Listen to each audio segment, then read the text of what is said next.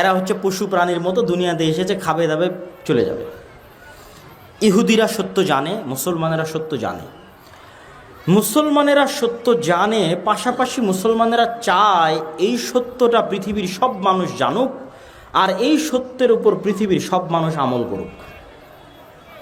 আমি একজন মুসলমান হিসেবে জানি মদ খারাপ, জুয়া খারাপ, তো আমি চাই একজন হিন্দুর ছেলেও যেন মদ না খায়, জুয়া না খেলে। মানে আমি একজন হিন্দুর জন্য কল্যাণকামী, হিন্দুর ছেলেও যেন মদ না খায়, জুয়া না খেলে। এবার এই সত্যটা ইহুদি জানে, মদ খারাপ, জুয়া খারাপ, কিন্তু ইহুদি চায় যে আমার ছেলেমেয়েরা কোনোদিন মদ খাবে না, কোনোদিন জুয়া খেলবে না, আর সারা পৃথিবীর প্রত্যেকটা মানুষ যেন মাদকাসক্ত হয়, প্রত্যেকটা মানুষ যেন জুয়ার নেশায় আসক্ত হয়। তার জন্য কি করা লাগবে তা আমি করব। এই জন্য ওরা অভিশপ্ত। কেন তারা এটা করতে চায়? এই জন্য করতে চায় যে আপনি মানুষকে যদি গোলাম রাখতে চান, পৃথিবীর সব মানুষকে যদি গোলাম রাখতে চান, তাহলে এগুলো ছাড়া গোলাম রাখতে পারবেন না। আপনি এখানে থেকে উঠে গিয়ে আমার বক্তব্যকে রিচেক করবেন। আমি বলেছি আপনি পৃথিবীর কিছুই দেখেননি যদি ইহুদিদের না দেখেছেন। এখান থেকে উঠে গিয়ে আপনি ইউরোপে বসবাসরত কোনো প্রবাসীকে কল দিবেন, আমেরিকায় বসবাসরত কোনো প্রবাসীকে কল দিবেন। কল দিয়ে বলবেন যে তুমি কি কোনো ইহুদি ফ্যামিলিকে দেখেছো তোমার 15 বছরে, 20 বছরে? যদি বলে হ্যাঁ দেখেছি, তখন আমি যা যা বলেছি তা চেক করবেন। আচ্ছা, ওই ইহুদি পরিবারের মুখে কি দাড়ি ছিল? হ্যাঁ বা না, কি উত্তর দেয়। 2, ওকে জিজ্ঞেস করবেন ওই ইহুদি পরিবারের ছেলে মেয়ে কয়জন? এটা মা এবং বোনেরা শুনবেন। ইহুদি পরিবারের ছেলে মেয়ে কয়জন? যদি বলে যে 1জন বা 2জন, তাহলে আবার আমার সাথে রাজশাহীতে, ঢাকায় গিয়ে দেখা করিয়েন যে এমন একটা ইহুদি ফ্যামিলি পেয়েছি যার ছেলে মেয়ের সংখ্যা 1জন বা 2জন। পাবেন না। প্রত্যেকটা ইহুদি ফ্যামিলিতে ছেলে মেয়ের সংখ্যা 5জন, 6জন, 7জন, 8জন, 9জন, 10জন, প্রত্যেকটা ইহুদি ফ্যামিলিতে। কিন্তু সারা পৃথিবীতে মানুষ যেন ছেলে হোক মেয়ে হোক, 2টি সন্তানই যথেষ্ট, একটি হলে আরও ভালো, এর পিছনে সবচেয়ে টাকা খরচ করে কারা? ইহুদিরা। সবচেয়ে বেশি টাকা তারাই খরচ করে। আপনি এখানে বসে থেকে ফোন দিবেন, তোমার আশেপাশে নিকটস্থ কোনো ইহুদি স্কুল আছে কিনা? খ্রিস্টান স্কুলের কথা বলিনি, কেন খ্রিস্টানেরা জানি না, ওরা তো পাগল, ওদেরকে তো আল্লাহ কোরআনে বলেছে ওয়ালাজ জালিন, এরা পাগল, এরা কিচ্ছু জানে না। এরা ইবলিসকেও চেনে না, শয়তানকেও চেনে না। ইবলিস এদেরকে যেভাবে যা বলছে ওরা সেভাবে তা করে। খ্রিস্টান স্কুল না, ইহুদি স্কুল। ঠিক আছে, ইংল্যান্ডে অবস্থানরত কোন ইহুদি স্কুল আছে? পেয়েছো তো? বলে হ্যাঁ। ইহুদি স্কুলে গিয়ে দেখো তো LGBTQ পড়ানো হয় কিনা। যে সমকামিতা আমার অধিকার, আমি সমকামী হতে পারবো একজন ছেলে অথবা মেয়ে হিসেবে, এই জিনিস ইহুদি স্কুলে পড়ানো হয় কিনা? প্রত্যেকটা খ্রিস্টান স্কুলে পড়ানো হয়, কিন্তু ইহুদি স্কুলে পড়ানো হবে না। যদি পান আমাকে এসে বলবেন যে কোনো ইহুদি স্কুলে পড়ানো হয়েছে। কোনো ইহুদি ফ্যামিলির সন্তান মাদকাসক্ত কিনা, জুয়ায় আসক্ত কিনা, মদের বারে যায় কিনা, আড্ডায় যায় কিনা, খোঁজ দিতে বলবেন। একটাও পাবেন না জুয়ায় আসক্ত, একটাও পাবেন না মাদকাসক্ত। কিন্তু সারা পৃথিবীর মানুষ যেন জুয়ায় আসক্ত হয়, মাদকাসক্ত হওয়ার জন্য চেষ্টা করবে। কেন? মাদকাসক্ত হলে গোলাম, জুয়ায় আসক্ত হলে গোলাম। আর ওর ছেলে মাদকাসক্ত, জুয়ে আসক্ত হবে না মানে ও প্রোডাক্টিভ থাকবে, সবচেয়ে বড় সায়েন্টিস্ট হবে, সবচেয়ে বড় ডাক্তার হবে, সবচেয়ে বড় ইঞ্জিনিয়ার হবে, পৃথিবীকে নেতৃত্ব দেবে।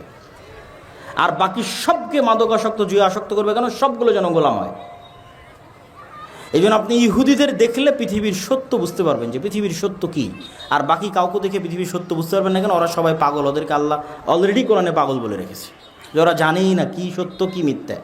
সুতরাং ইউরোপ আমেরিকায় গিয়ে খ্রিস্টান সাদা চামড়াদের মদের বারে দেখে হতাশ হওয়ার, পথভ্রষ্ট হওয়ার কিছু নাই। ওরা জানেই না মদের বারে গেলে কী ক্ষতি আছে, আর অবৈধ সম্পর্কে লিপ্ত হলে কী ক্ষতি আছে। আপনি ইহুদিদের দেখেন, ইহুদিরা জুয়ায় আসক্ত, মাদকাসক্ত এবং নন প্রোডাক্টিভ কিনা, LGBTQ তাদের পাঠ্য বইয়ের মধ্যে তারা রেখেছে কিনা ধার্মিক ইহুদিরা।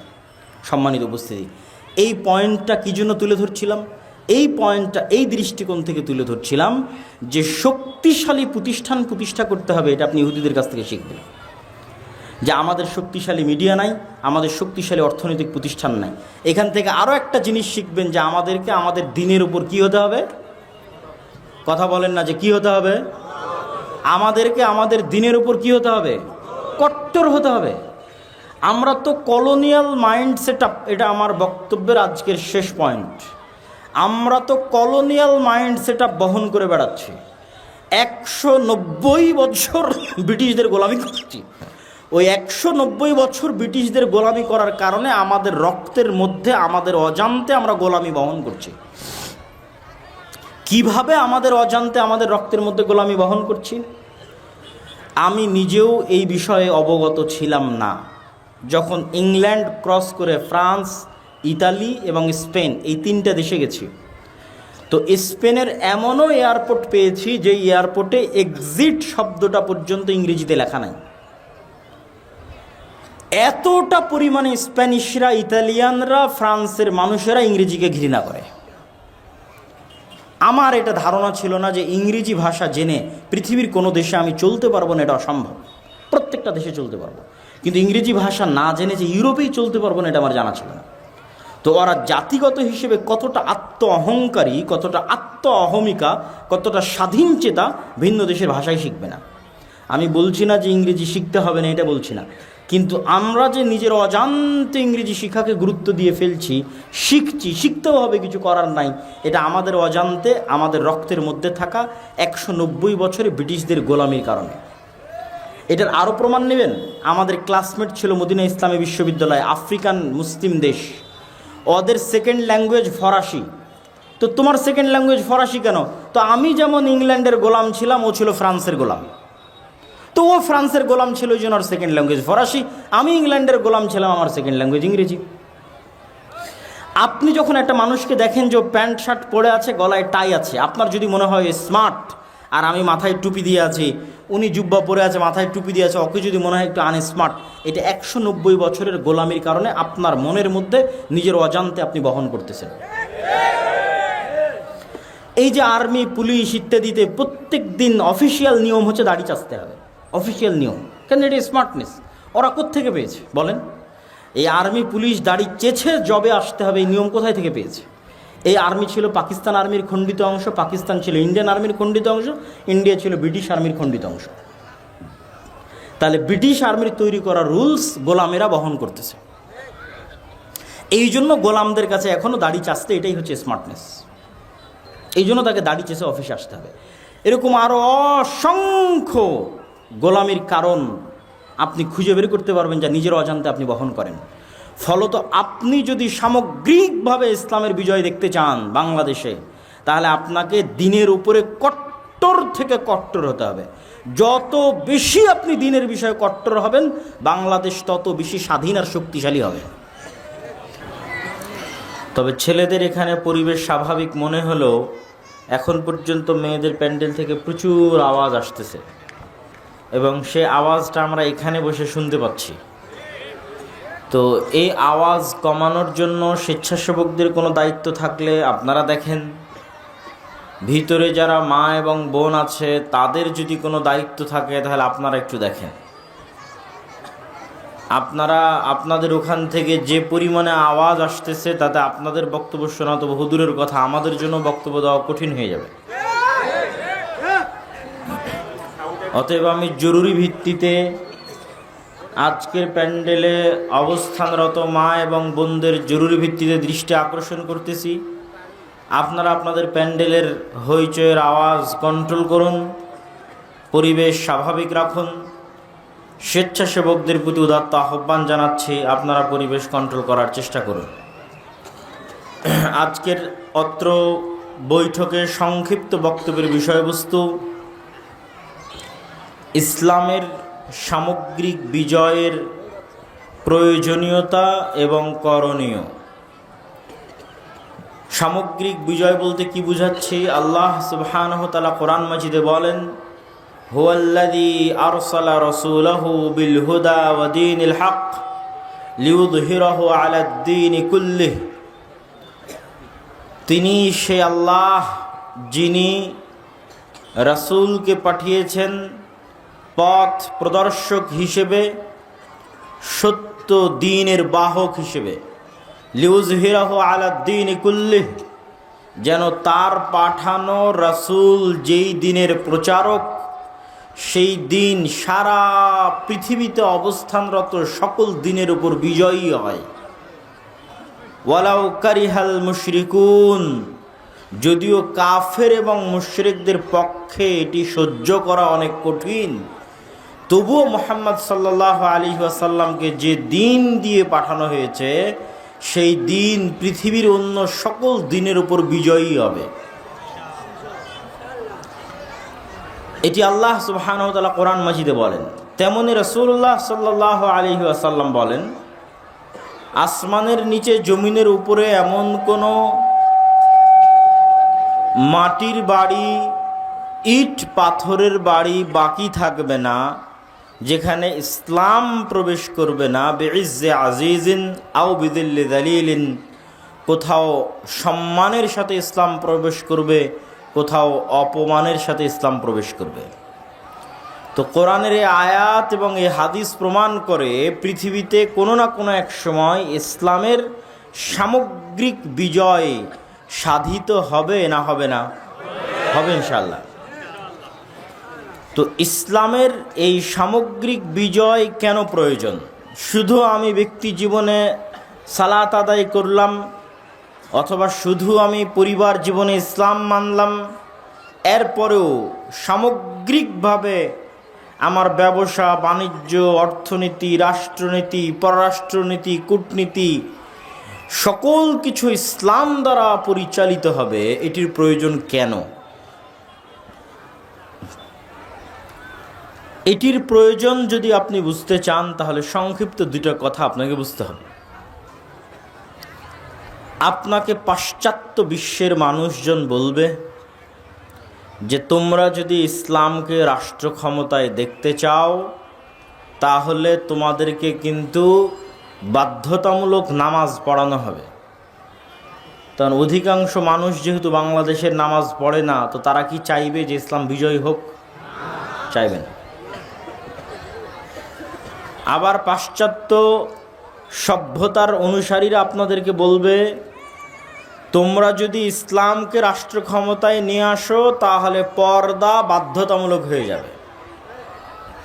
তো অধিকাংশ মা এবং বোন আছে যারা পর্দা করেন না, তো তারা কি চাইবেন যে ইসলাম বিজয়ী হোক? চাইবেন না। আরও এক ধাপ এগিয়ে পাশ্চাত্য সভ্যতার অনুসারীরা বলেন ভীতি প্রদর্শন করানোর জন্য যে ইসলাম যদি রাষ্ট্র ক্ষমতায় আসে তাহলে অবৈধ সম্পর্কে লিপ্ত হলে বিবাহিত অবস্থায় রজম করে হত্যা করা হবে, আর অবিবাহিত অবস্থায় হলে বেত্রাঘাত দোররা দ্বারা প্রহার করা হবে। বিড়ি, সিগারেট, মাদক দ্রব্য, নেশা জাতীয় দ্রব্য পান করলে 40 বা 80 বেত্রাঘাত করা হবে। কেউ যদি চুরি করে তাহলে তার হাত কাটা যাবে। এই রকম বিভিন্ন ভয়ঙ্কর বিষয়গুলো সামনে নিয়ে এসে বলে অতএব বাবা খবরদার এইটা যেন না হয় যে ইসলাম যেন রাষ্ট্র ক্ষমতায় না চলে আসে। এইটা পাশ্চাত্যরা ভয় দেখায়।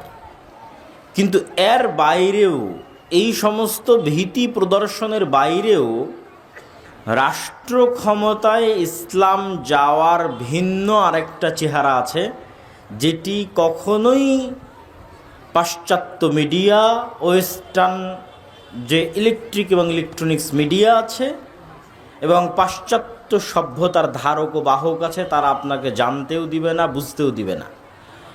ইসলাম রাষ্ট্র ক্ষমতায় যাওয়ার সেই পজিটিভ চেহারা কি? সেই পজিটিভ চেহারা হচ্ছে, একটু 2 মিনিট আপনাদেরকে আমার সাথে মনোযোগের সাথে সময় দিতে হবে। যদি শুধু 5 ওয়াক্ত সালাত আদায়ই রাষ্ট্র ক্ষমতায় ইসলাম যাওয়ার জন্য যথেষ্ট হতো, তাহলে গত 16 বছরের কত এরকম ওসি, ডিসি, এসপি, এমপি, মন্ত্রী ছিল ও এসিল্যান্ড সাব রেজিস্ট্রার ছিল যারা শুধু 5 ওয়াক্ত নয় তাহাজ্জুদের সালাতও আদায় করত।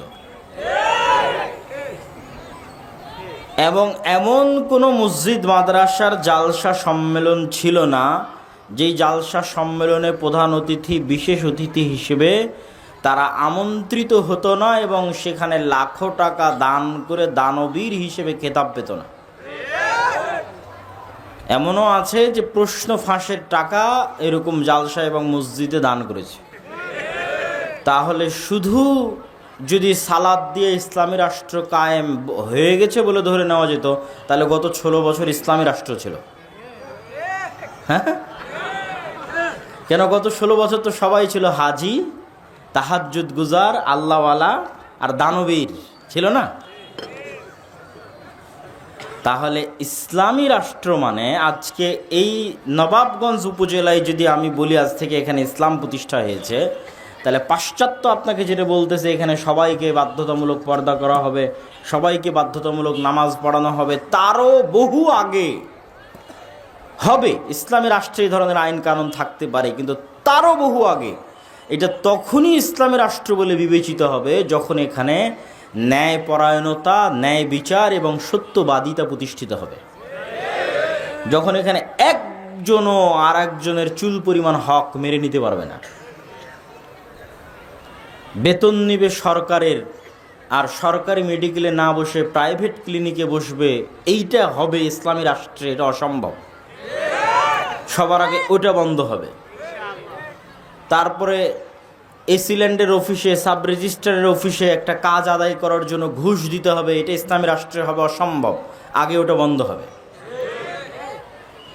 আপনার কোনো বৈধ চাকরি আপনার সন্তান পরবর্তী প্রজন্ম নিবে, এই চাকরির জন্য খালা, মামা, ফুফু, চাচা, খালু, আত্মীয় স্বজন, রাজনৈতিক নেতা, টাকা পয়সা, যোগ্যতার বাইরে আরও এরকম ডট ডট ডট ডট অসংখ্য জিনিস খুঁজে বেড়াতে হবে। ইসলামী রাষ্ট্রে কখনোই এটি ঘটবে না। তাহলে ইসলামী রাষ্ট্রে মানে সবার আগে ওই যে আপনাকে ভয় দেখাচ্ছে আপনার হাত কেটে নেবে, ভয় দেখাচ্ছে বলছে তোমাকে বাধ্যতামূলক নামাজ পড়ানো হবে, ভয় দেখাচ্ছে আপনাকে জোরপূর্বক পর্দা করানো হবে, ইসলামী রাষ্ট্রে এগুলো সব কিছু বাস্তবায়ন হওয়ার আগে আপনার ন্যায় বিচার এবং আপনার ন্যায্য অধিকার নিশ্চিত করা হবে, তবে ওটা ইসলামী রাষ্ট্র। আর যদি শুধু সালাদ দিয়ে ইসলামী রাষ্ট্র হতো তাহলে গত 16 বছরেরটা ইসলামী রাষ্ট্র ছিল। কেন তাদের চাইতে বড় তাহাজ্জুদ গুজার, তাদের চাইতে বড় আল্লাহওয়ালা কেউ ছিল না। কিন্তু তারা ছিল, সবাই বলবো না, এই রকম যারা, তাদের অধিকাংশই ছিল খাঁটি নির্ভেজাল মোনাফেক। এটা আমি বলিনি, রাসূলুল্লাহ সাল্লাল্লাহু আলাইহি ওয়াসাল্লাম বলেছেন, আরবাউন মান কুন্না ফীহ, 4টা বৈশিষ্ট্য যদি মানুষের মধ্যে থাকে তাহলে সে মোনাফিকান খালেসান, নির্ভেজাল, নিষ্কলুষ, খাঁটি মোনাফিক। তো এই 4টা বৈশিষ্ট্যের কথা বলতে গিয়ে কিন্তু আল্লাহ নবী বলেননি যে বিড়ি খায় সে মোনাফিক, যে আর একজন মেয়ের সাথে অবৈধ সম্পর্কে কথা বলে সে মোনাফিক। এগুলো গুনাহের কাজ, কিন্তু এগুলোকে আল্লাহর নবী খাঁটি মোনাফিকের আলামত বলেননি। খাঁটি মুনাফিকের আলামত কি? যে 5 ওয়াক্ত সালাতও পড়ে, হজও করে, আবার আল্লাহর রাস্তায় দানও করে। আগের যে বৈশিষ্ট্যগুলো উল্লেখ করলাম, এরকম মসজিদ মাদ্রাসার কমিটিতে আছে, বিশেষ অতিথিতে আছে, প্রধান অতিথিতে আছে, এমন কোনো ভালো কাজে নাই যেখানে সে নাই, প্রত্যেকটা ভালো কাজে সে আছে। কিন্তু তারপরও ইদা হাদ্দাসা কাযাবা, যখন কথা বলে মিথ্যা বলে। যখন ওই তুমি না খানা, যখন কোনো আমানত রাখা হয় আমানতের খেয়ানত করে। প্রত্যেকটা দায়িত্ব আমানত। মাদ্রাসার প্রিন্সিপাল আমানত, মসজিদ কমিটির সভাপতি আমানত, AC land OC, sub registrar, DC আমানত, এমপি আমানত, মন্ত্রী আমানত, সচিব আমানত। প্রত্যেক যে নিজ নিজ দায়িত্ব প্রাপ্ত হয়েছে ওই দায়িত্বে সে কি আমানত, অথচ ওই দায়িত্বে সে খেয়ানত করে। কথা বললে মিথ্যা বলে, ওয়াদা করলে ভঙ্গ করে, মুখ দিয়ে মানুষের সাথে শত্রুতা হলে গালি দেয়, আর আমানতের খেয়ানত করে। তো এরা খাঁটি মুনাফিক কেন? এরা কিন্তু আমল দিয়ে এদের মুনাফিকি ঢেকে দিবে। বুঝেননি মনে হয় আমার কথা? বাহ্যিক আমল দিয়ে ওর মুনাফিকি ঢাকতে চাইবে, ও কিন্তু মুনাফিক, কিন্তু বাহ্যিক আমল দিয়ে কি ঢাকতে চাইবে? মুনাফিক। ও এখনই ওসি হিসেবে টেবিলের নিচ দিয়ে ঘুষ গ্রহণ করেছে, মুনাফিক, খাঁটি মুনাফিক। কেননা ওর পদের সাথে কি করেছে? আমানতের খেয়ানত করেছে। কিন্তু ও যে মুনাফিক, এই মুনাফিকিটা ঢাকতেও হজ করতে গেছে।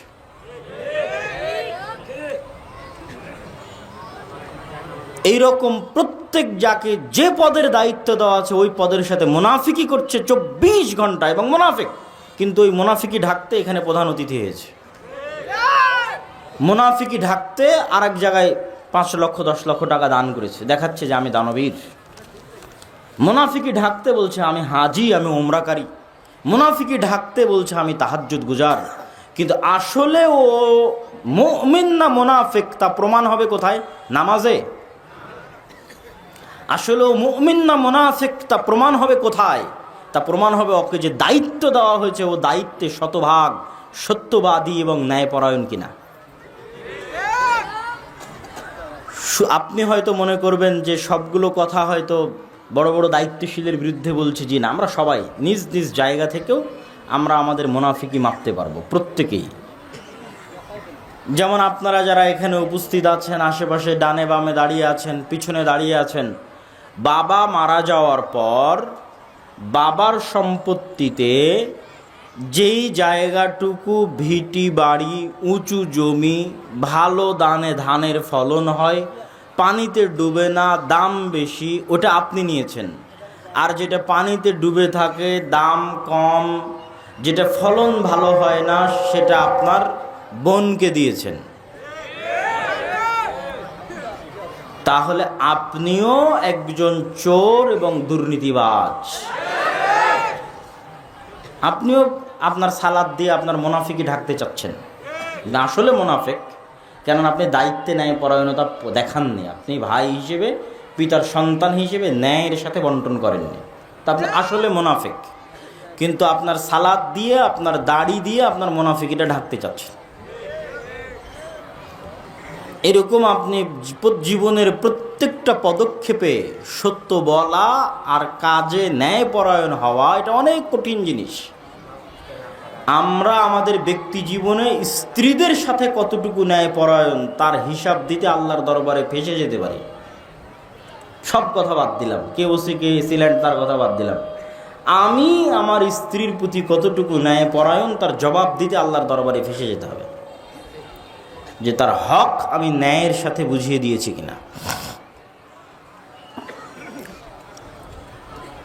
রাসূলুল্লাহ সাল্লাল্লাহু আলাইহি ওয়াসাল্লাম এমনি বলেননি যে সাবআতু ইউদিল্লুহুমুল্লাহ ইয়াওমা লা দিল্লা ইল্লা দিল্লুহ, 7 শ্রেণীর মানুষকে কিয়ামতের মাঠে আল্লাহ সুবহানাহু ওয়া তাআলা বিশেষ ছায়া প্রদান করবেন। তার 1 নম্বরে আশ্চর্য হবেন, 1 নম্বরে আল্লাহ সুবহানাহু ওয়া তাআলা এবং তার রাসূল অন্য আর যে আমলগুলো আমরা করি, যেগুলোকে বড় আমল মনে করি, বড় তাকওয়াবান পরহেজগার মনে করি, যে দেখেন ও তাহাজ্জুদের সালাত আদায় করে, ও নফল সিয়াম পালন করে, ও সুন্নাতগুলো আদায় করে, এগুলোর সিরিয়ালও আছে।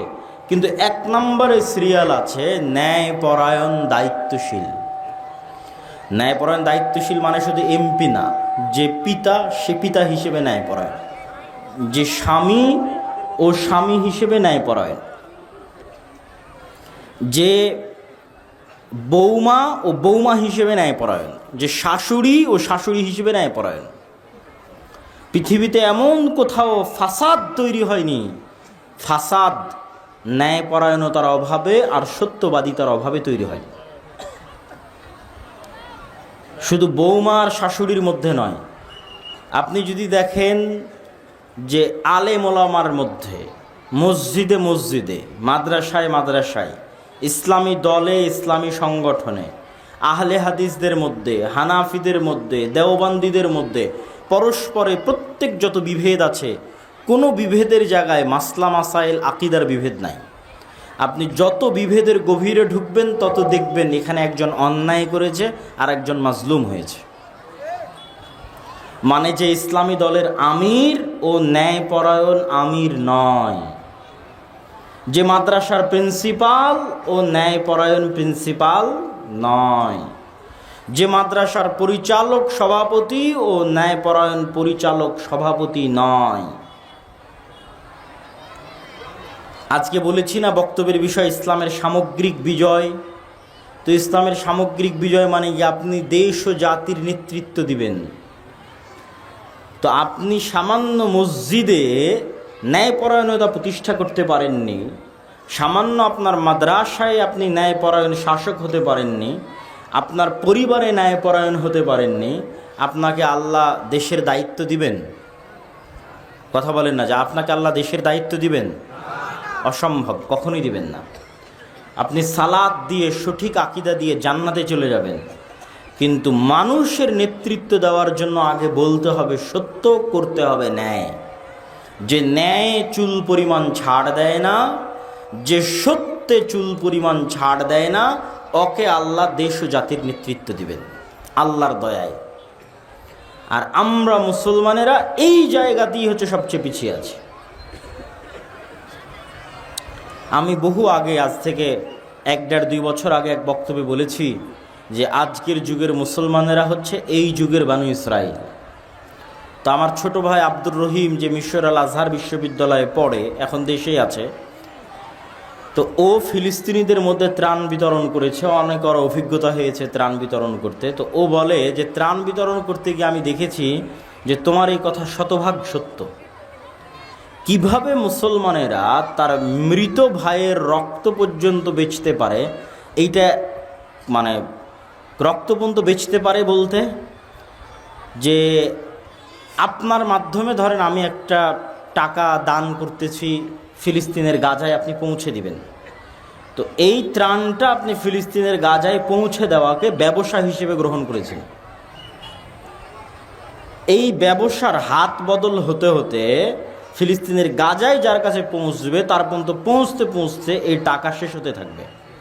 বিশাল বড় সিন্ডিকেট আছে, এই সিন্ডিকেটকে অতিক্রম না করে আপনি টাকা গাজায় পৌঁছাতে পারবেন না। তো এই যে সিন্ডিকেটের মধ্যে যতগুলো মিথ্যুক, ধোঁকাবাজ, গাদ্দার, অন্যায়পরায়ণ, জালিম বসে আছে, এরা সবগুলো মুসলমান নামে পরিচয় দেয় নিজেদেরকে।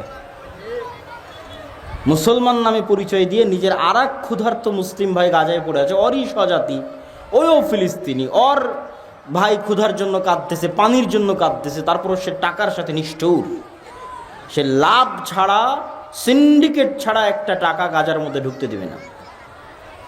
তো রক্ত বেচতেছে না, রক্ত বেচতেছে, রক্ত ক্রয়, রক্তের সাথে ব্যবসা করতেছে, মুসলমানের রক্তের সাথে ব্যবসা করতেছে। তাহলে যে ইসরায়েল বম নিক্ষেপ করে হত্যা করতেছে ওর মধ্যে, আর যে একটা ত্রাণ গাজায় পৌঁছবে তার জন্য সিন্ডিকেট তৈরি করে রেখেছে, তার ইনকামের জন্য, তার ব্যবসার জন্য, তার মধ্যে কি পার্থক্য? তখন ও বলে যে আব্দুল্লাহ ভাই, তোমার বক্তব্য আমি এখন বুঝি যে এই যুগের মুসলমানের আসলেই বানু ইসরাইল। এরা বাহ্যিকভাবে সালাত, সিয়াম, হজ, জাকাত দেখিয়ে বুঝাতে চায় এরা অনেক ভালো, কিন্তু আসলে মিথ্যুক, অন্যায়পরায়ণ, অসৎ। তাহলে এরা যদি গোলাম না থাকে, কারা গোলাম থাকবে? কেননা দেশ ও জাতির নেতা হতে হলে তো মিথ্যুক হয়ে নেতা হওয়া যাবে না, অসৎ অন্যায়পরায়ণ হয়ে নেতা হওয়া যাবে না। কিন্তু শতকরা কতজন নেবেন আপনি?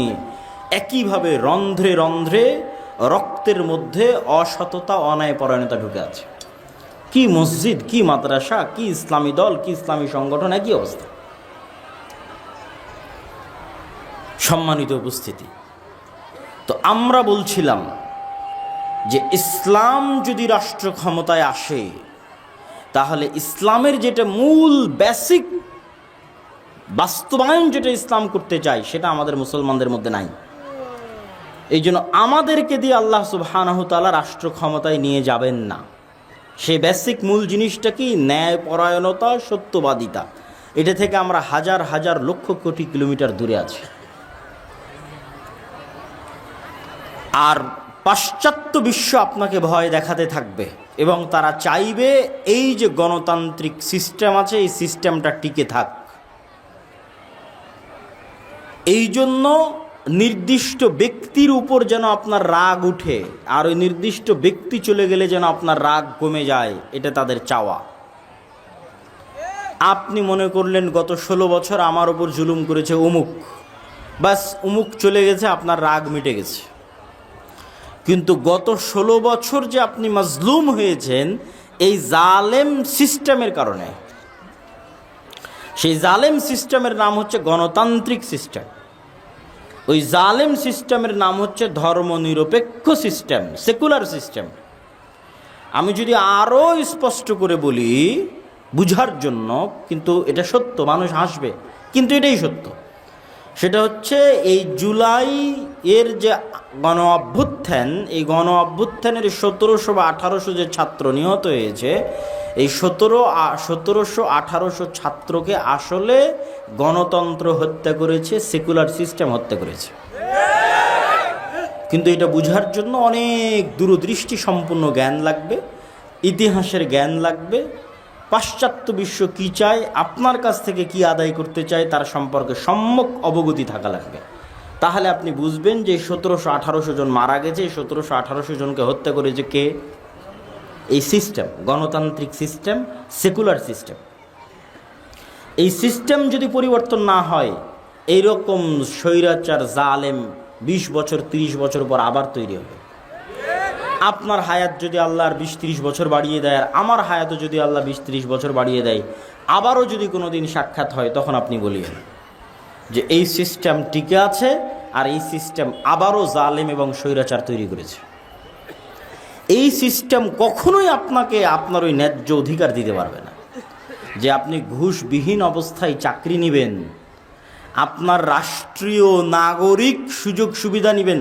রাষ্ট্রীয় নাগরিক সুযোগ সুবিধা বাংলাদেশের মানুষ বুঝেই না। রাষ্ট্রীয় নাগরিক সুযোগ সুবিধা যেহেতু আমরা কোনোদিন চোখে দেখিনি, তো বুঝবো কেমনে? রাষ্ট্রীয় নাগরিক সুযোগ সুবিধা আপনি ইউরোপে গেলে, ইংল্যান্ডে গেলে, আমেরিকায় গেলে কিছুটা বুঝতে পারবেন যে রাষ্ট্রের সাথে নাগরিকের কি সম্পর্ক থাকে এবং নাগরিক কি সুযোগ সুবিধা পেতে পারে। তখন আপনি বুঝবেন যে একজন রাষ্ট্র যদি নাগরিকের সুযোগ সুবিধা দেখে, তাহলে আগে রেলের যোগাযোগ ব্যবস্থা উন্নত করবে, না মাইক্রোবাস কার চলার রাস্তার যোগাযোগ ব্যবস্থা উন্নত করবে। এইটা হচ্ছে রাষ্ট্র নাগরিকের সুযোগ সুবিধা চাই কিনা সেটাতে বুঝবেন।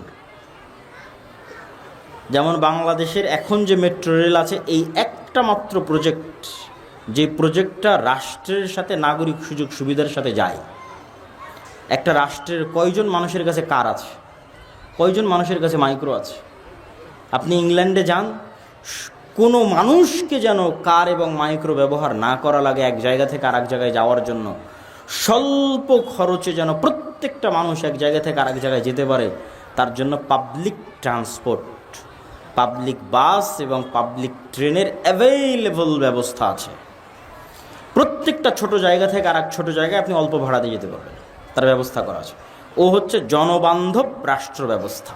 মানে আগে আপনার কথা চিন্তা করেছে, আগে রিক্সা চালকের কথা চিন্তা করেছে, আগে ভ্যান চালকের কথা চিন্তা করেছে, আগে কৃষকের কথা চিন্তা করেছে। আর জালেম রাষ্ট্র ব্যবস্থা আগে চিন্তা করবে দুর্নীতিবাজ কোটিপতির গাড়ি কেমনে চলবে, তার কথা চিন্তা করবে। কৃষক চাষা ভুষা কীভাবে চলবে সেটা চিন্তা করবে না।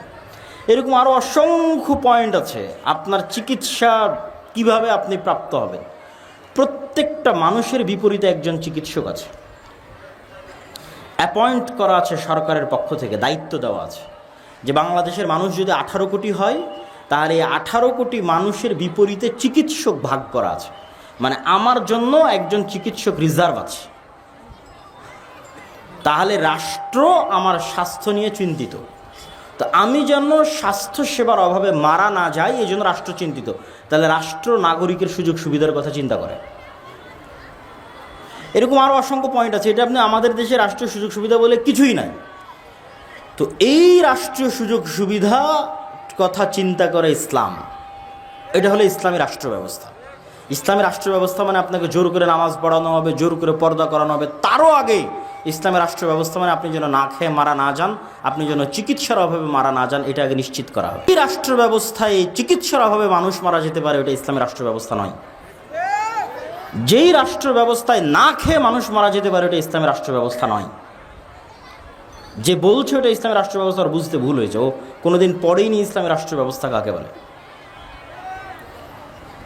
তো এই যে ইসলামী রাষ্ট্র ব্যবস্থার পজিটিভ দিক এগুলো আপনাকে জানতে হবে। এখন জানার সুযোগ, এখন আপনি বুঝবেন, কানেক্ট করতে পারবেন, রিলেট করতে পারবেন যে আমার এবং আপনার সুখ দুঃখের একমাত্র চিন্তা যদি কেউ করে, ওই যে বললাম কৃষকের কথা চিন্তা করবে, রিক্সা চালক ভ্যান চালকের কথা চিন্তা করবে।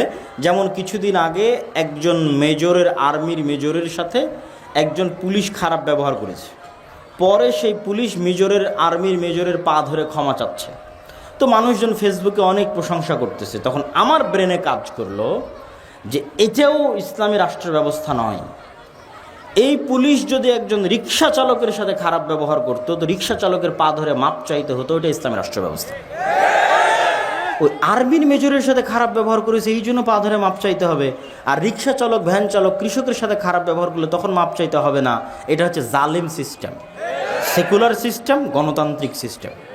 আর ইসলামী রাষ্ট্র ব্যবস্থা মানে কিসের মেজর? ওই গ্রামের মাঠে কৃষক যে কাজ করতেছে, ওর সাথে যদি জুলুম করে তো ওর পা ধরে মাপ চাইতে হবে। এইটা হলো ইসলামী রাষ্ট্র ব্যবস্থা। তো ইসলামী রাষ্ট্র ব্যবস্থা মানে আপনি যদি খালি এটা ভয় পান যে বাপরে বাপ, আমাকে তো পিটিয়ে নামাজ পড়াবে, আমাকে তো পিটিয়ে পর্দা করাবে। জি না, পিটিয়ে নামাজ পড়ানোর আগে, পিটিয়ে পর্দা করানোর আগে আপনার জান মালের নিরাপত্তা, আপনার ইজ্জতের নিরাপত্তা, এবং আপনি যেন মাজলুম না হন, রাষ্ট্রীয় নাগরিক সুযোগ সুবিধা সমানভাবে বুঝে পান, তা নিশ্চিত করা হবে। ওটা ইসলামী রাষ্ট্র ব্যবস্থা। এবং ইসলামী রাষ্ট্র ব্যবস্থা আমেরিকা এবং ইউরোপের রাষ্ট্র ব্যবস্থার চাইতে উন্নত। এটা একজন মানুষকে বোঝানো খুব কঠিন। খুব উচ্চ শিক্ষিত মানুষ ছাড়া অন্তত এই বক্তব্যটুকু বুঝবে না। বলবে এখনকার পৃথিবীর সবচেয়ে আদর্শ রাষ্ট্র ব্যবস্থা তো আমেরিকা আর ইউরোপ। আমাদের ছেলেমেয়েরা জমি বিক্রি করে ইংল্যান্ডে যায়, ইউরোপে যায়, আমেরিকায় যায়। কেউ স্টুডেন্ট ভিসা নিয়ে যায়, কেউ অবৈধ পথে এখান থেকে দুবাই থেকে লিবিয়াতে নামে, লিবিয়ার বেনগাজি বিমানবন্দরে, লিবিয়ার ত্রিপলি বিমানবন্দরে নেমে লিবিয়ার যে সমুদ্র তীরবর্তী শহরগুলো আছে ওই শহরগুলোতে আশ্রয় নেয়। সেখানে আশ্রয় নিয়ে রাতের অন্ধকারে, রাত 12টার সময় প্লাস্টিকের রাবারের ফুলানো নৌকার উপর 300 জন, 400 জন, 500 জন গাদাগাদি করে উঠে সীমান্ত পাড়ি দেয়। যদি সমুদ্রের মধ্যে, ভূমধ্য সাগরে ডুবে মারা গেল তো মারা গেল। আর পাড়ি দেয় কি, পুলিশ ওদেরকে গ্রেফতার করে নিয়ে যাবে, ওরা কিছুদিন ডিটেনশন ক্যাম্পে থাকবে, তারপর আস্তে আস্তে ওরা একদিন নাগরিকত্ব পেয়ে যাবে। তাহলে কি পরিমাণ উন্নত ওই দেশগুলো হতে পারে যে আফগানিস্তান, পাকিস্তান, বাংলাদেশের মুসলমানের এইভাবে অবৈধ পথে জীবনের হুমকি নিয়ে ওই দেশগুলোতে যেতে চায়। আর আমি বলতেছি যে ইসলাম যদি প্রতিষ্ঠিত হয় রাষ্ট্র ব্যবস্থায়, তাহলে ওই আমেরিকা এবং ওই ইউরোপের চাইতে বেশি উন্নত, বেশি জনবান্ধব এবং বেশি নাগরিক বান্ধব হবে। কেন? এটার উত্তর বলি, বুঝলে বুঝবেন, না বুঝলে যতটুকু বুঝবেন ততটুকু মনে থাকবে। সেটা হচ্ছে আজকের ইউরোপ এবং আজকের আমেরিকায় সকল নাগরিক সুযোগ সুবিধা থাকার পরেও অর্থনৈতিক স্বাধীনতা নাই। এইটা তারাও ভালো মতো বুঝে না যে অর্থনৈতিক স্বাধীনতা নাই। এটা একমাত্র যে গভীরভাবে স্টাডি করবে সে বুঝতে পারবে অর্থনৈতিক স্বাধীনতা নাই। সেটি কি? আমেরিকা এবং ইউরোপে অর্থ মানেই সুদ। এই যে আমার পকেটে ক্যাশ টাকা আছে, এরকম আলাদা কোনো ক্যাশ টাকার অস্তিত্ব হতে পারে না লোন ছাড়া। এই আমার পকেটে 1000 টাকা আছে মানে 1000 টাকার বিপরীতে কি আছে? লোন আছে। 1000 টাকার বিপরীতে কি আছে? লোন ছাড়া কোনো ক্যাশ মানির অস্তিত্ব হতে পারে না, অসম্ভব। এইভাবেই ইকোসিস্টেম তৈরি করা হয়েছে ইউরোপে এবং আমেরিকায়, যে এখানে কোনো ক্যাশ মানির অস্তিত্ব হবে না লোন ছাড়া। আপনি বাড়িও কিনতে পারবেন না লোন ছাড়া, জমিও কিনতে পারবেন না লোন ছাড়া, ছেলে মেয়েকে পড়াতেও পারবেন না লোন ছাড়া। প্রত্যেকটা ধাপের পিছনে লোন আছে। এবং এই লোনের সবচেয়ে বড় ভয়ঙ্কর ফাঁদ হচ্ছে ক্রেডিট কার্ড। এখনো বাংলাদেশে বহু ব্যাংক ক্রেডিট কার্ড চালু করেছে, অসংখ্য মানুষ ক্রেডিট কার্ড ইউজ করতেছে। ক্রেডিট কার্ড মানে আপনার অ্যাকাউন্টে টাকা নাই, তবু আপনাকে বলতেছে তুমি খরচ করো, পরে তোমার বেতন থেকে কেটে নেব। কি ভয়ঙ্কর লোনের ফাঁদ! টাকা নাই, তোমার চিন্তা নাই, তুমি খরচ করো, আমি আছি তো। 1 টাকাও নাই, তারপর আপনাকে বলা হচ্ছে আপনি খরচ করেন, আপনি যখন বেতন পাবেন তখন সেখান থেকে কাটা হবে।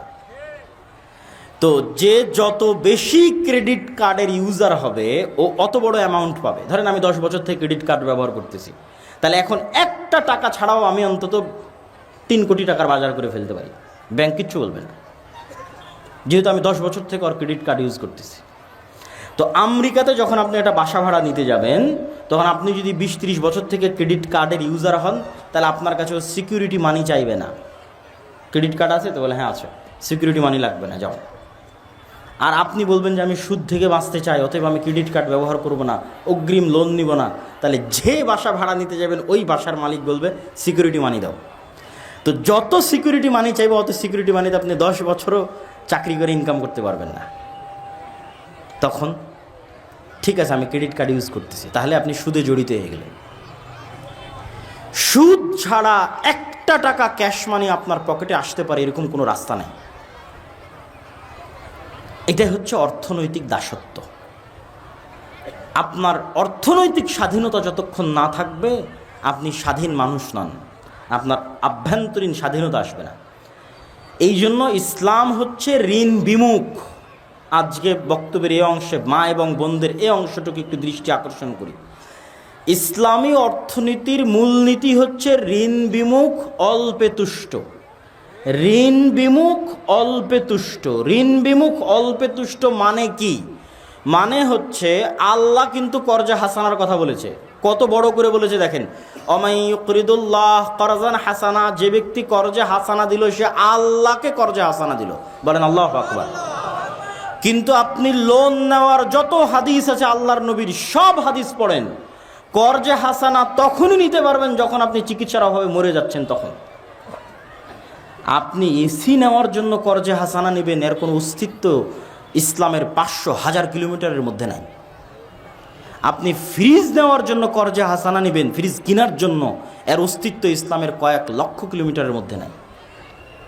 মরে যাচ্ছি, খেতে পাই না ভাই, চিকিৎসার অভাবে অপারেশনের দরকার, কর্জে হাসানা দাও। তখন যে কর্জে হাসানা দিবে ও কাকে কর্জ দিল? আল্লাহকে কর্জ দিল। মেয়ের বিবাহ দিতে পারতেছি না, টাকার অভাব, খুব সমস্যা, কর্জে হাসানা দাও। কিন্তু আপনি বলবেন যে আমার বাড়িটা মাটির তৈরি, আমি আজকে এখানে ইটের বাড়ি বানাবো, আমাকে কর্জে হাসানা দাও, এর অস্তিত্ব ইসলামের কয়েক লক্ষ কিলোমিটারের মধ্যে নেয়। মানে বিলাসিতার জন্য মানুষ কর্জ নিবে, এর কোনো অস্তিত্ব ইসলামে নাই। মা এবং বোনদেরকে লক্ষ্য করে বলতেছি যে বিলাসিতার জন্য কর্জ নিবে, একটা সোফা কেনার জন্য কর্জ নিবে, একটা খাট কেনার জন্য কর্জ নিবে, মাঝেতে সব বিছিয়ে থাকে এখন খাট কিনবে, তো খাট কেনার জন্য কর্জে হাসানা নিবে, আর অস্তিত্ব ইসলামে নাই। সুদের উপর নেওয়া তো বহু দূরের কথা, আমি কর্জে হাসানার কথা বলেছি, কথা বুঝতে হবে আপনার। সুদের উপর নেওয়া তো বহু দূরের কথা। আপনি শপে শুয়ে থাকেন, এখন খাট কিনবেন, খাট কেনার জন্য সুদের উপর নয়, কর্জে হাসানা চাইবেন, আর অস্তিত্ব ইসলামে নাই। এতটা ঋণ বিমুখতা ইসলাম পছন্দ করে। কেন পছন্দ করে? কর্জ মানেই হচ্ছে আপনার আত্মসম্মান নষ্ট হওয়া। আজ আপনি কর্জ করবেন, কাল পাওনাদার যখন আসবে আপনি মিথ্যা বলবেন, তারপরের দিন পাওনাদারের টাকা পরিশোধ করার জন্য অন্যায় করবেন, চুরি করবেন, তারপরের দিন আপনার ছেলেকে মিথ্যা বলানো শিখাবেন, তারপরের দিন পুরো পরিবার মিথ্যুক হয়ে যাবেন। তো যে মুখে মিথ্যা বলে, যে করে দুর্নীতি, যে মিথ্যার আশ্রয় নেয়, ওর সেলফ রেসপেক্ট বলে কিছু আছে, আত্মসম্মান বলে কিছু আছে, ও ক্ষমা চায় জান্নাতে যেতে পারে, কিন্তু কোশ্চিনকালও জাতির নেতৃত্ব দিতে পারবে না। ওর ভাগ্যে গোলামি, ওর 14 গোষ্ঠীর ভাগ্যে গোলামি। এই জন্য ইসলাম চায় না যে মানুষ লোন নিক, কর্জে হাসানা নিক। কেন? ও স্বাধীন থাক, ওর অভ্যন্তরীণ সেলফ রেসপেক্ট বাকি থাক, ওর পরিবারের আত্মমর্যাদা, আত্মসম্মান বাকি থাক, মরুক মাথা উঁচু করে। এইটা হচ্ছে ইসলামের চাওয়া। তো আপনি লোনের উপর, সুদের উপর বিলাসী পণ্য নেবেন, মোটর সাইকেল নেবেন, এসি নেবেন, ফ্রিজ নেবেন, বহু দূরের কথা। ইসলাম এসি, ফ্রিজ, মোটর সাইকেলের মতো বিলাসী পণ্য কর্জে হাসানার ভিত্তিতে নিবে, এর অস্তিত্ব ইসলামে নাই। তাহলে এবার কল্পনা করেন যে আমেরিকা এবং ইউরোপের সমাজ ব্যবস্থা কতটা ইসলাম বিরোধী সমাজ ব্যবস্থা, আর ওখানকার মানুষ বাহ্যিকভাবে মনে করছে যে হ্যাঁ আমি স্বাধীন, কিন্তু ওর স্বাধীনতার একটা লিমিটেশন আছে, একটা এরিয়া আছে, ওইটা কোশ্চেনকাল ক্রস করতে পারবে না। কেননা ও লোনগ্রস্ত, ঋণগ্রস্ত। প্রত্যেকটা মানুষ ঋণগ্রস্ত। আমি তো এখনই দেখালাম আপনাকে যে ও লোন ছাড়া চলতে পারবে না, ও বাধ্য লোন নিতে। প্রত্যেকটা মানুষ ঋণগ্রস্ত। তো ঋণগ্রস্ত মানুষ কখনো স্বাধীন? অসম্ভব, স্বাধীন না। ফলত ওর স্বাধীনতার একটা লিমিটেশন আছে, এরিয়া আছে। ওর বাইরে গিয়েও বলতে পারবে না, ওর বাইরে গিয়েও সত্য বলতে পারবে না, ওর বাইরে গিয়েও ইসলামের কথা উচ্চারণ করতে পারবে না। করলে ওখানে গলা টিপে ধরা হবে অর্থনীতিতে। বাকি সব জায়গায় স্বাধীন, গলা টিপা হবে কোথায়? অর্থনীতি। সম্মানিত উপস্থিতি, তো আমরা আলোচনা করছিলাম, আমরা ইসলামকে সামগ্রিকভাবে বিজয় দেখতে চাই। বিজয় দেখতে চাইলে কি করতে হবে? বিজয় দেখতে চাইলে এই যে সিস্টেম, এই সিস্টেমের পরিবর্তন লাগবে। আপনি এই সিস্টেমের মধ্যে থেকেই বলবেন ভোটের মাধ্যমে ইসলাম ক্ষমতায় যাবে, এটা হয় না, এটা অসম্ভব। এবং গত 100 বছরেও হয়নি, ভবিষ্যতেও হবে না। কেননা ইসলাম ক্ষমতায় যেতে চাই পূর্ণ পাওয়ারের সাথে, পূর্ণ ক্ষমতার সাথে। যে আয়াত আজকের বক্তব্যের শুরুতে তেলাওয়াত করেছি, রাসূলুল্লাহ সাল্লাল্লাহু আলাইহি ওয়াসাল্লাম যখন মক্কায়, যখন আল্লাহর নবী মাজলুম, আল্লাহর নবীর সাহাবীরা মাজলুম, যখন সাহায্য করার কেউ নাই, তখন আবু জাহাল আল্লাহর নবীকে প্রস্তাব দিচ্ছে। কতটা লোভনীয় প্রস্তাব দেখেন, লাকুম দীনুকুম ওয়ালিয়া দীন। সরি, তখন আবু জাহাল আল্লাহর নবীকে প্রস্তাব দিচ্ছে, চলো 1 বছর তোমার আল্লাহর ইবাদত হবে আর 1 বছর আমাদের মূর্তির ইবাদত হবে। তোমার উপর যে জুলুম হচ্ছে, অত্যাচার হচ্ছে, তোমার সাহাবীদের উপর যে জুলুম হচ্ছে, অত্যাচার হচ্ছে, সব বন্ধ হয়ে যাবে। আমরা ঐক্য জোটের মাধ্যমে রাষ্ট্র ক্ষমতা ভাগাভাগি করব। তখন আল্লাহর নবীর কোনো রাস্তা নাই, কিন্তু খুব মাজলুম অবস্থায়, খুব করুণ অবস্থায়। তখন যে কোনো মানুষ এরকম লোভনীয় প্রস্তাব গ্রহণ করে নেবে। কিন্তু আল্লাহর নবী কি বললেন, লাকুম দীনুকুম ওয়ালিয়া দীন, লা আ'বুদু মা তা'বুদুন। সূরা কাফিরুন পড়ে দেখেন, বারবার ঘুরিয়ে ফিরিয়ে বলা হচ্ছে, তোমরা যার ইবাদত করো আমি তার ইবাদত করতে পারবো না। তোমার দিন তুমি পালন করো, আমার দিন আমাকে পালন করতে দাও। এর আড়ালে আরেকটা কথা লুকিয়ে আছে, সেটা হচ্ছে এখন তোমার সাথে কোনো কম্প্রোমাইজে যাচ্ছি না। তোমার দিন তুমি পালন করো, আমার দিন আমাকে পালন করতে দাও। আমি মুহাম্মদ যেদিন মক্কার ক্ষমতায় যাব, সেদিন একক পূর্ণাঙ্গ শতভাগ ক্ষমতায় যাব, কারোর সাথে কম্প্রোমাইজ করে নয়। 1 বছর আল্লাহর ইবাদত হবে আর 1 বছর মূর্তির ইবাদত হবে, এই কম্প্রোমাইজ করে আমি ক্ষমতায় আসবো না। তো ঠিকই 10-15 বছর পর উনি যখন মক্কা বিজয় করেছে, তখন কি কোনো কম্প্রোমাইজ করেন? একচ্ছত্র আধিপত্য, একচ্ছত্র আধিপত্য। ইসলামকে আপনি ক্ষমতায় নিয়ে যাবেন কম্প্রোমাইজ করে, এটা হতে পারে না। আপনি স্বাভাবিক রাজনৈতিক দল হিসেবে বলতে পারেন যে অমুক রাজনৈতিক দল ভালো, অমুককে ভোট দিলে দেশ ভালো চলবে, এটা ভিন্ন কথা। কিন্তু অমুককে ভোট দিলে ইসলাম ক্ষমতায় যাবে, এটা কাল্পনিক, এটা সুদূর প্রসারী পরিকল্পনা, আকাশ কুসুম কল্পনার সামনে। তাহলে ভাই কিভাবে ইসলাম ক্ষমতায় যাবে? মাসিক আল ইতিসামের নভেম্বরের সম্পাদকীয় লেখা আছে, ইসলামের সামগ্রিক বিজয় যেভাবে সম্ভব। এটাই আজকের বক্তব্যের বিষয়বস্তু। ভূমিকা অনেক লম্বা হয়ে গেল, 4টে পয়েন্ট উল্লেখ করা আছে। এই 4-5টা পয়েন্ট আমি একটা করে পয়েন্ট বলবো, ব্যাখ্যা করব, তারপরে বক্তব্য শেষ করে দেব। আপনাদের ধৈর্যের কামনা করছি, অধৈর্য হবেন না। আমি কখনোই চাই না যে আপনারা অধৈর্য হন বা আপনারা উঠে যান। মনোযোগ দিয়ে বক্তব্যের শেষ পর্যন্ত শোনেন, ইনশাল্লাহ কোনো ক্ষতি হবে না, উপকার হবে ইনশাল্লাহ। তো ইসলামের সামগ্রিক বিজয় কিভাবে সম্ভব? যদি ভোট দিয়ে সম্ভব না হয়, যেটা আপনি বলছেন, মানে আপনার যদি প্রশ্ন আমাকে হয় কিভাবে সম্ভব, 1, ব্যাপক দাওয়াতি কাজ। আপনি বলবেন, আপনাদেরকে জিজ্ঞেস করলেই বলেন দাওয়াতি কাজ, আর কতদিন দাওয়াতি কাজ? তো দাওয়াতি কাজের বিকল্প অতীতেও কোনো দিন ছিল না, আজও নাই, ভবিষ্যতেও হবে না। এখন আল্লাহ যদি কোনো নবী বাংলাদেশে পাঠাতেন, পাঠাবেন না, কেননা শেষ নবী চলে এসেছে, কিন্তু এখন যদি কোনো আল্লাহ নবী পাঠাতেন, তো সেই নবী কি করতো বলেন তো? সবার আগে কি করতো? দাওয়াত দিত। এবং যুগে যুগে যত নবী রাসূল এসেছে, সব নবী রাসূল তার যুগের সবচেয়ে শক্তিশালী শাসকের কাছে দাওয়াত নিয়ে গেছে। ইব্রাহিম আলাইহিস সালাতু ওয়াস সালাম শক্তিশালী শাসক নমরুদের কাছে দাওয়াত নিয়ে গেছে। মুসা আলাইহিস সালাতু ওয়াস সালাম বিশ্বের সবচেয়ে বড় স্বৈর শাসক ফেরাউনের কাছে দাওয়াত নিয়ে গেছে। মুহাম্মদ সাল্লাল্লাহু আলাইহি ওয়াসাল্লাম মক্কার সর্দার কাফের কুরাইশদের সর্দার আবু জাহাল, আবু লাহাবের কাছে দাওয়াত নিয়ে গেছে। তো নবীদের দাওয়াতে কাজ হতো, আমাদের দাওয়াতে কাজ হয় না কেন?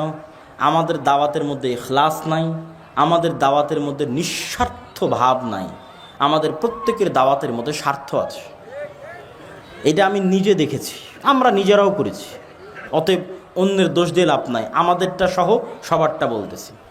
যে গত 16 বছর 2-1জন ব্যতিক্রম হতে পারে, সবার উপর হুকুম আরোপ না করে অধিকাংশ বলে, গত 16 বছর অধিকাংশ যত আলেম ওলামা সরকারের কাছে গেছে, সবাই নিজ নিজ কোনো না কোনো স্বার্থে গেছে। কেউ বলেছে আমার মাদ্রাসার এই কাজটা করে দেন, কেউ বলেছে আমার মাদ্রাসা, যেমন এই যে প্রধান অতিথির লিস্টে নাম দিলে আপনি একটু আমার মাদ্রাসায় সহযোগিতা করে দিবেন। আমি তো নির্বাচনের সময় দেখেছি যে প্রত্যেকটা চেয়ারম্যানের কাছে মসজিদ কমিটিগুলো যায় তার মসজিদের এসি চাওয়ার জন্য, অমুক চাওয়ার জন্য, তমুক চাওয়ার জন্য, যে আমার মসজিদে। এবং দেখেছি যে প্রায় 50,000, 30,000, 40,000 করে চেয়ারম্যান এমপিদের বাজেট থাকে এক একটা মসজিদের জন্য। তাহলে ওই মসজিদ কমিটি এমপির কাছে যাচ্ছে কেন? দুনিয়াবি কিছু স্বার্থের জন্য। আমরা গেছি এমপি, মন্ত্রী, সচিব, ডিআইজি পর্যন্ত কেন? আমাদের দুনিয়াবি কোনো স্বার্থ হাসিল করার জন্য। কেউই শুধু ইসলামের রিপ্রেজেন্টেটিভ হিসেবে, ইসলামের প্রতিনিধি হিসেবে শুধুমাত্র ইসলামের দাওয়াত নিয়ে কোনো রাষ্ট্রীয় ব্যক্তির কাছে যায়নি।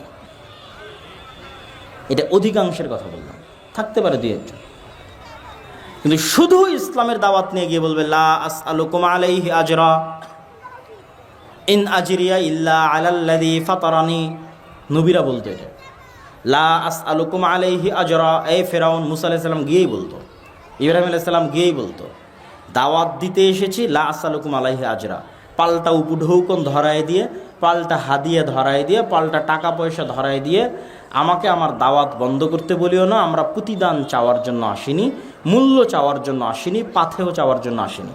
দাওয়াত দিতে এসেছি তোমার কল্যাণের জন্য নিঃস্বার্থভাবে। সুলাইমান আলাইহিস সালাম যখন হুদহুদকে দিয়ে চিঠি লিখেছিলেন রানী বিলকিসের কাছে, সাবার রানী, তখন রানী বিলকিস কী করেছিল জানেন? চিঠির উত্তরে হাজার হাজার lakh lakh crore crore million million billion billion ডলারের হাদিয়া উপঢৌকন পাঠিয়েছিল পাল্টা চিঠির সাথে, যে সুলাইমান আপনার জন্য এই সামান্য কিছু পাঠালাম, আরও যদি কিছু লাগে তো আপনার জন্য হাজির থাকবে। সাবার রানী বিলকিস যা লাগবে আপনার জন্য তাই ব্যবস্থা করে দিবে। তখন সুলাইমান আলাইহিস সালাতু ওয়াস সালামের উত্তর কোরআনে লেখা আছে। সুলাইমান আলাইহিস সালাতু ওয়াস সালাম উত্তরে বলেছিলেন, আল্লাহ আমাকে এর চেয়ে অনেক বেশি দিয়েছে। বলেন আল্লাহু আকবার। তুমি যা পাঠিয়েছো আল্লাহ আমাকে এর চেয়ে অনেক বেশি দিয়েছে। তা আমি ধন সম্পদের জন্য, টাকা পয়সার জন্য হুদহুদের মাধ্যমে তোমার কাছে চিঠি লিখে পাঠাইনি, দাওয়াত দিয়েছি নিঃস্বার্থ। দুনিয়াতে আল্লাহর নামে কারো শিরক চলবে না, শিরক বাদ দিতে হবে, আল্লাহর দাসত্ব মানতে হবে, নাহলে আমার বাহিনী তোমার রাজ্য ধ্বংস করে দেবে, মাটির সাথে মিশিয়ে দেবে। সুলাইমান টাকার কাছে বিক্রি হওয়ার জন্য আসেনি, যা উপঢৌকন পাঠিয়েছে এর চেয়ে বেশি আল্লাহ আমাকে দিয়ে রেখেছে। তা আমরা কেউই তো নিঃস্বার্থভাবে দাওয়াত নিয়ে কারো কাছে যেতে পারি না। এরকম আরও অসংখ্য পয়েন্ট তুলে ধরতে পারবো যে কারণে আমাদের দাওয়াত সফল নয়। আমরা দাওয়াত দিতে গিয়ে মানুষকে ছোট করি, গালিগালাজ করি, খারাপ ভাষার ব্যবহার করি, তুমুক বেদাতি, তুমুক মুশরিক, তুমুক জাহেল, তুমুক ইবলিস, তুমুক লুচ্চা, তুমুক শয়তান, যত রকমের গালিগালাজ আছে দুনিয়াতে সব আলেমুল আমাদের মুখে। অথচ আল্লাহ সুবহানাহু ওয়া তাআলা কোরআন মাজিদে মুসা আলাইহিস সালামকে বলছে তুমি ফেরাউনকে দাওয়াত দিবে ভদ্র ভাষায়, নম্র ভাষায়। তো আমি যে আপনাকে দাওয়াত দিতে এসেছি, আপনি কি ফেরাউনের চাইতে খারাপ? হ্যাঁ? আর আমি কি মুসা আলাইহিস সালামের চাইতে ভালো? আমি কি মুসা আলাইহিস সালামের চাইতে ভালো? অসম্ভব, উনি নবী। আর আপনারা ফেরাউনের চাইতে খারাপ নন। তাহলে মুসা আলাইহিস সালামের মতো ভালো নবী যদি ফেরাউনের মতো খারাপ ব্যক্তির সাথে ভালো ব্যবহার করে দাওয়াত দিতে হয়, তাহলে আমার মতো একজন গুনাহগার, আমার মতো একজন পাপী, আপনাদের মতো এরকম ভালো মুমিন মুসলিম যারা আল্লাহকে এবং আল্লাহর নবীকে দিন হিসেবে, আল্লাহর নবীকে রাসূল হিসেবে স্বীকার করে, তাদের মধ্যে দাওয়াত দিতে এসে আপনাকে যদি আমি গালিগালাজ করি, তাহলে এটা দাওয়াতি মূলনীতি হলো? অসম্ভব। এরকম আরও অসংখ্য কারণ আছে। তাহলে এক নাম্বার হচ্ছে ব্যাপক দাওয়াতি কাজ করতে হবে। কেন ব্যাপক দাওয়াতি কাজ করতে হবে? এখন বাংলাদেশের যে অবস্থা, এই অবস্থায় যদি বাংলাদেশের সবচেয়ে সুফি পরহেজগার আল্লাহওয়ালা মানুষকে বাংলাদেশের রাষ্ট্র ক্ষমতায় বসানো হয় আর তাকে বলা হয় ইসলাম কায়েম করেন, পরের দিন জনগণ ওকে টেনে ক্ষমতা থেকে নামিয়ে দেবে। কেন? মানুষই এখন ইসলাম মানার জন্য প্রস্তুত নয়। অন্তত 80% মানুষকে তার নিজ লাইফে প্র্যাকটিসিং ইসলাম পালনে হতে হবে, তখন ইসলাম ক্ষমতায় গিয়ে টিকতে পারবে। এখন যে অবস্থা তাতে পারবে না। এই জন্য ব্যাপক দাওয়াতি কাজ করতে হবে, মানুষের মাইন্ড সেট আপ রেডি করতে হবে কেন ইসলাম রাষ্ট্র ক্ষমতায় দরকার। যেমন আজকে আমি বক্তব্য দিচ্ছি, এটা একটা দাওয়াতের অংশ। এই বক্তব্য আগে কেন দিতাম না? আগে এই বক্তব্য বোঝার মতো পরিবেশ মানুষের ছিল না। এখন বললে মানুষ অ্যাকসেপ্ট করবে, কেননা মানুষ একটা ভয়ঙ্কর আন্দোলন দেখেছে, গণ অভ্যুত্থান দেখেছে, তার পরবর্তী সরকার দেখছে। সুতরাং মানুষ এটা ক্যাচ করতে পারবে ইসলামের রাষ্ট্র ব্যবস্থা কেমন হতে পারে, ইসলামের রাষ্ট্র ব্যবস্থা বলতে কী বুঝায়, কেন ইসলামকে রাষ্ট্র ক্ষমতায় নিয়ে যেতে হবে, নিয়ে গেলে কীভাবে নিয়ে যেতে হবে। এক নম্বর ব্যাপক দাওয়াতি কাজ। 2 নম্বর লেখা আছে সমাজ ও দেশের সাথে সম্পৃক্ত থাকা। সমাজ ও দেশের সাথে সম্পৃক্ত থাকা অর্থ কি? আমাদের নবী মুহাম্মদ সাল্লাল্লাহু আলাইহি ওয়াসাল্লাম পড়াও জানতেন না, লেখাও জানতেন না। জানতেন? জানতেন না। তো আমার নবী মুহাম্মদ সাল্লাল্লাহু আলাইহি ওয়াসাল্লাম পড়ালেখা জানতেন না মানে তিনি ঘরে বসে গবেষণা করতেন না, ঘরে বসে বই লিখতেন না। তাহলে কি করতেন? আল্লাহর কাছ থেকে কোরআন রিসিভ করতেন আর সারা দিন মানুষের সুখ দুঃখ কষ্ট বিপদ আপদ সমস্যার পাশে থাকতেন। তথা মদিনাবাসীর সাথে মক্কাবাসীর সাথে মুহাম্মদ সাল্লাল্লাহু আলাইহি ওয়াসাল্লাম বরাবর সমানে সমান। আজ যদি মদিনার কোনো মানুষের বাড়িতে খাবার না থাকে তো সেটাও মুহাম্মদ সাল্লাল্লাহু আলাইহি ওয়াসাল্লাম জানবেন যে ওর বাড়িতে খাবার নাই, ওখানে খাবারের ব্যবস্থা করতে হবে। মানে মদিনার মানুষের সাথে ওতপ্রোতভাবে, মক্কার মানুষের সাথে ওতপ্রোতভাবে জড়িত। উনি তো গবেষকও নন, লেখকও নন। তো 5 ওয়াক্ত সালাত বাদে, কোরআন আল্লাহর কাছে শিখা বাদে বাকি সময় কাদের পিছনে দিতেন? মানুষের পিছনে দিতেন। এবং উনি সৎ ন্যায়পরায়ণ হওয়ার কারণে মানুষ প্রভাবিত হতো। উনি তো অসৎ নন, মিথ্যুক নন। তাহলে যত মানুষের কাছে গেছে ওনার ভদ্র নম্র ব্যবহারের কারণে মানুষ ওনার দ্বারা কী হয়েছে? প্রভাবিত হয়েছে। আবু সুফিয়ান রাদিয়াল্লাহু তাআলা আনহু যখন তার কাছে ইসলাম গ্রহণ করেছে, তাকে মাথা নত করে ইসলাম গ্রহণ করতে হয়েছে। কেননা মুহাম্মদ সাল্লাল্লাহু আলাইহি ওয়াসাল্লামের উন্নত চরিত্র সম্পর্কে আবু সুফিয়ান জানে। মুহাম্মদ সাল্লাল্লাহু আলাইহি ওয়াসাল্লামের চরিত্র নিষ্কলুষ, কোনোদিন মিথ্যা বলেনি, কোনোদিন মানুষের সাথে অন্যায় করেনি। তো আবু সুফিয়ান যখন ইসলাম গ্রহণ করবে, মাথা নত করে ইসলাম গ্রহণ করতে হবে। এই জন্য দুনিয়াতে যত নবী রাসূল আল্লাহ পাঠিয়েছে, সব নবী রাসূলকে মূল 2টা গুণ দিয়ে পাঠিয়েছে: বলবে সত্য, করবে নাই, না হলে এরা নেতা হতে পারবে না দেশ জাতির। নবী রাসূলরা দেশ ও জাতির নেতৃত্ব না নিতে পারলে কিভাবে সে ইসলামের দাওয়াত ছড়িয়ে দিবে? দিতে পারবে না। কিন্তু আমরা মুসলমানেরা গোলাম হওয়ার কারণে আমাদের ওই যে বাহ্যিক আমল, যেটা বারবার বলছি, বাহ্যিক আমল দিয়ে আমার মুনাফিকি ঢাকতে চেয়েছি, কিন্তু কাজের বেলায় আমি মিথ্যুক, কাজের বেলায় আমি অন্যায়পরায়ণ। সুতরাং আমাদের দিয়ে মুক্তি হবে না। তাহলে সমাজ ও দেশের সাথে সম্পৃক্ত থাকা। আজকের আফগানিস্তানে যারা ইসলামকে ক্ষমতায় নিয়ে এসেছে, এরা খুব কঠিনভাবে সমাজের মানুষের সাথে সম্পৃক্ত ছিল। গত 20 বছর, 30 বছর, 40 বছর যাবৎ সমাজের মানুষের সাথে সম্পৃক্ত। কিন্তু আমরা আলেম ওলামারা, আমি নিজেও, আমাদের মতো এরকম শত শত আলেম ওলামা, মসজিদ মাদ্রাসা, এরা সমাজ থেকে টোটালি ডিসকানেক্টেড। এরা মসজিদের 4 দেওয়ালের মধ্যে সীমাবদ্ধ, মাদ্রাসার 4 দেওয়ালের মধ্যে সীমাবদ্ধ, লেখালেখি গবেষণার মধ্যে সীমাবদ্ধ, লাইভ ভিডিওর মধ্যে, ইউটিউবের মধ্যে, ফেসবুকের পোস্টের মধ্যে সীমাবদ্ধ। সমাজের মানুষের সাথে এদের কোনো প্রকার সম্পর্ক, লেনা দেনা, উঠা বসা নাই। তাহলে সে কীভাবে ইসলামকে সামগ্রিকভাবে বিজয়ী করবে? করতে পারবে না, অসম্ভব, করা সম্ভব নয়। কিন্তু এখন সুবর্ণ সুযোগ। গত 16 বছর দলীয় রাজনীতির উপর ভিত্তি করে ক্ষমতার ভারসাম্য রক্ষা হয়েছে। এখন দলীয় দাপট আছে? নাই। তাহলে ক্ষমতার জায়গা শূন্য। গ্রামে ক্ষমতার জায়গা কি? শূন্য। আগে গ্রামে ক্ষমতার জায়গা তো অমুক নির্দিষ্ট দলের অমুক নেতা, ও একাই ক্ষমতাশীল। এখন ক্ষমতার জায়গা শূন্য। এখন মসজিদ, মাদ্রাসা, আলেম ওলামা, তারা যদি সমাজের মানুষের সাথে প্রচুর পরিমাণে উঠা বসা করে, 2 বছর যদি উঠা বসা করে, 3 বছরের 3য় বছরের দিন থেকে 6 মাস উঠা বসা করলে 7ম মাসের দিন থেকে যদি ওই আলেম যোগ্য নেতৃত্ব দেওয়ার যোগ্যতা সম্পূর্ণ হয়, মানে সত্যবাদী, ন্যায়পরায়ণ হয়, টাকার কাছে বিক্রি না হয়, আলেম ওলামাদের এই যোগ্যতা লাগবে, নাহলে কিন্তু পারবে না। তাহলে দেখবেন 7ম মাস থেকে মানুষজন বিচার সালিশ হুজুরের কাছে নিয়ে গেছে। পরের দিন থেকে দেখবেন বিচার সালিশ মাদ্রাসাতে হচ্ছে। একই ঘটনা আফগানিস্তানে ঘটেছিল। আলেম ওলামারা যখন তাদের এই সত্যবাদিতার ন্যায়পরায়ণতা নিয়ে মানুষের সাথে মিশে গেছে, তখন 6 মাস, 7 মাস, 5 বছর, 10 বছর পর মানুষ বলছে, কি মেম্বার, কি চেয়ারম্যান, বিচার সালিশ মাদ্রাসায় হবে, মাদ্রাসার প্রিন্সিপাল বিচার সালিশ করে দেবে। এইভাবে হচ্ছে ক্ষমতার পালা বদল হয়, মানে ক্ষমতার স্টেক হোল্ডার আপনি হয়ে যান, মানুষের অজান্তে, মানুষের অবুঝে। এই জন্য মসজিদ মাদ্রাসাকে অ্যাক্টিভ হতে হবে, সমাজের মানুষের সাথে সম্পৃক্ত হতে হবে। 3 নাম্বার, শক্তিশালী প্রতিষ্ঠান প্রতিষ্ঠা করা। এখন যারা ক্ষমতায় আছে তারা কি ভোটের মাধ্যমে ক্ষমতায় এসেছে? তারা ভোটের মাধ্যমে ক্ষমতায় আসেনি। তাহলে কিভাবে ক্ষমতায় আসলো? যখন একটা নির্ধারিত শক্তিশালী সরকার বিদায় নিয়েছে, তখন ওই দেশে যে শক্তিশালী প্রতিষ্ঠানগুলো আছে অটোমেটিক ওরা ক্ষমতার মালিক হয়ে যায়। আপনি চাইলেও মালিক হবে, না চাইলেও মালিক হবে। যেমন বাংলাদেশের সবচেয়ে শক্তিশালী প্রতিষ্ঠান হচ্ছে সেনাবাহিনী। তো গত 16 বছরও সবচেয়ে শক্তিশালী প্রতিষ্ঠান সেনাবাহিনী, এখনও সবচেয়ে শক্তিশালী প্রতিষ্ঠান সেনাবাহিনী। তাহলে যখন সরকার ক্ষমতায় থাকবে না, তখন অটোমেটিক ক্ষমতা কার কাছে যাবে? সেনাবাহিনীর কাছে যাবে। গত 16 বছর সবচেয়ে শক্তিশালী মিডিয়া প্রথম আলো, ডেইলি স্টার, এখনও সবচেয়ে শক্তিশালী মিডিয়া প্রথম আলো, ডেইলি স্টার। তাহলে যখন ক্ষমতা থাকবে না, তখন ক্ষমতা কার কাছে যাবে? প্রথম আলোর কাছে যাবে, ডেইলি স্টারের কাছে যাবে। গত 16 বছর সবচেয়ে শক্তিশালী অর্থনৈতিক প্রতিষ্ঠান ব্রাক। আপনার মাদ্রাসার বাৎসরিক আয় ব্যয় কত হয়? ব্রাকের বাৎসরিক আয় ব্যয় 12,000 কোটি টাকা। 12,000 কোটি টাকা। আপনার মাদ্রাসায় কয় টাকা আয় ব্যয়? সারা বাংলাদেশের সবগুলো মাদ্রাসা মিলে 12,000 কোটি টাকা হবে না, 100 কোটি টাকাও হবে না। 100 কোটি টাকা হওয়া কঠিন আছে, 1000 কোটি টাকা তো বহু দূরের কথা। তাহলে ব্র্যাক গত 16 বছর সবচেয়ে শক্তিশালী অর্থনৈতিক প্রতিষ্ঠান, এখনও সবচেয়ে শক্তিশালী বেসরকারি অর্থনৈতিক প্রতিষ্ঠান। তাহলে সরকার যখন ক্ষমতায় থাকবে না, তখন ক্ষমতা কার কাছে যাবে? ব্র্যাকের কাছে। তাহলে এখন যারা ক্ষমতায় আছে তারা কারা? এই শক্তিশালী প্রতিষ্ঠানগুলো ক্ষমতায় আছে।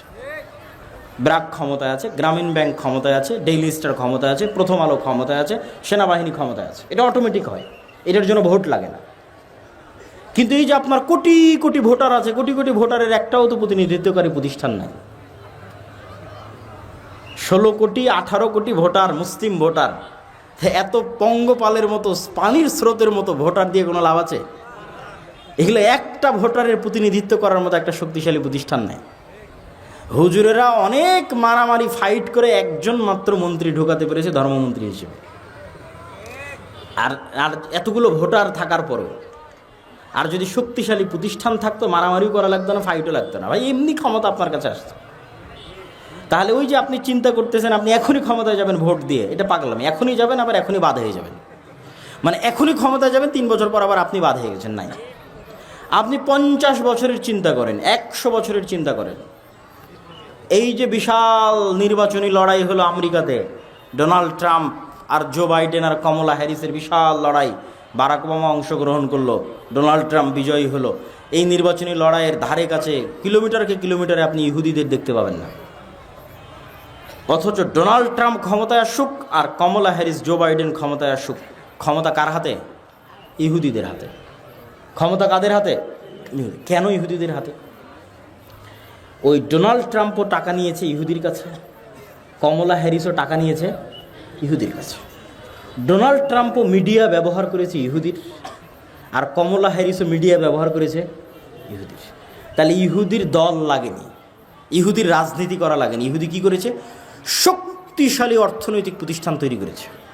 আমেরিকার সবচেয়ে শক্তিশালী অর্থনৈতিক প্রতিষ্ঠান ইহুদিদের, আমেরিকার সবচেয়ে শক্তিশালী মিডিয়া ইহুদিদের। সুতরাং ও ক্ষমতায় না গিয়েও ক্ষমতায় আছে।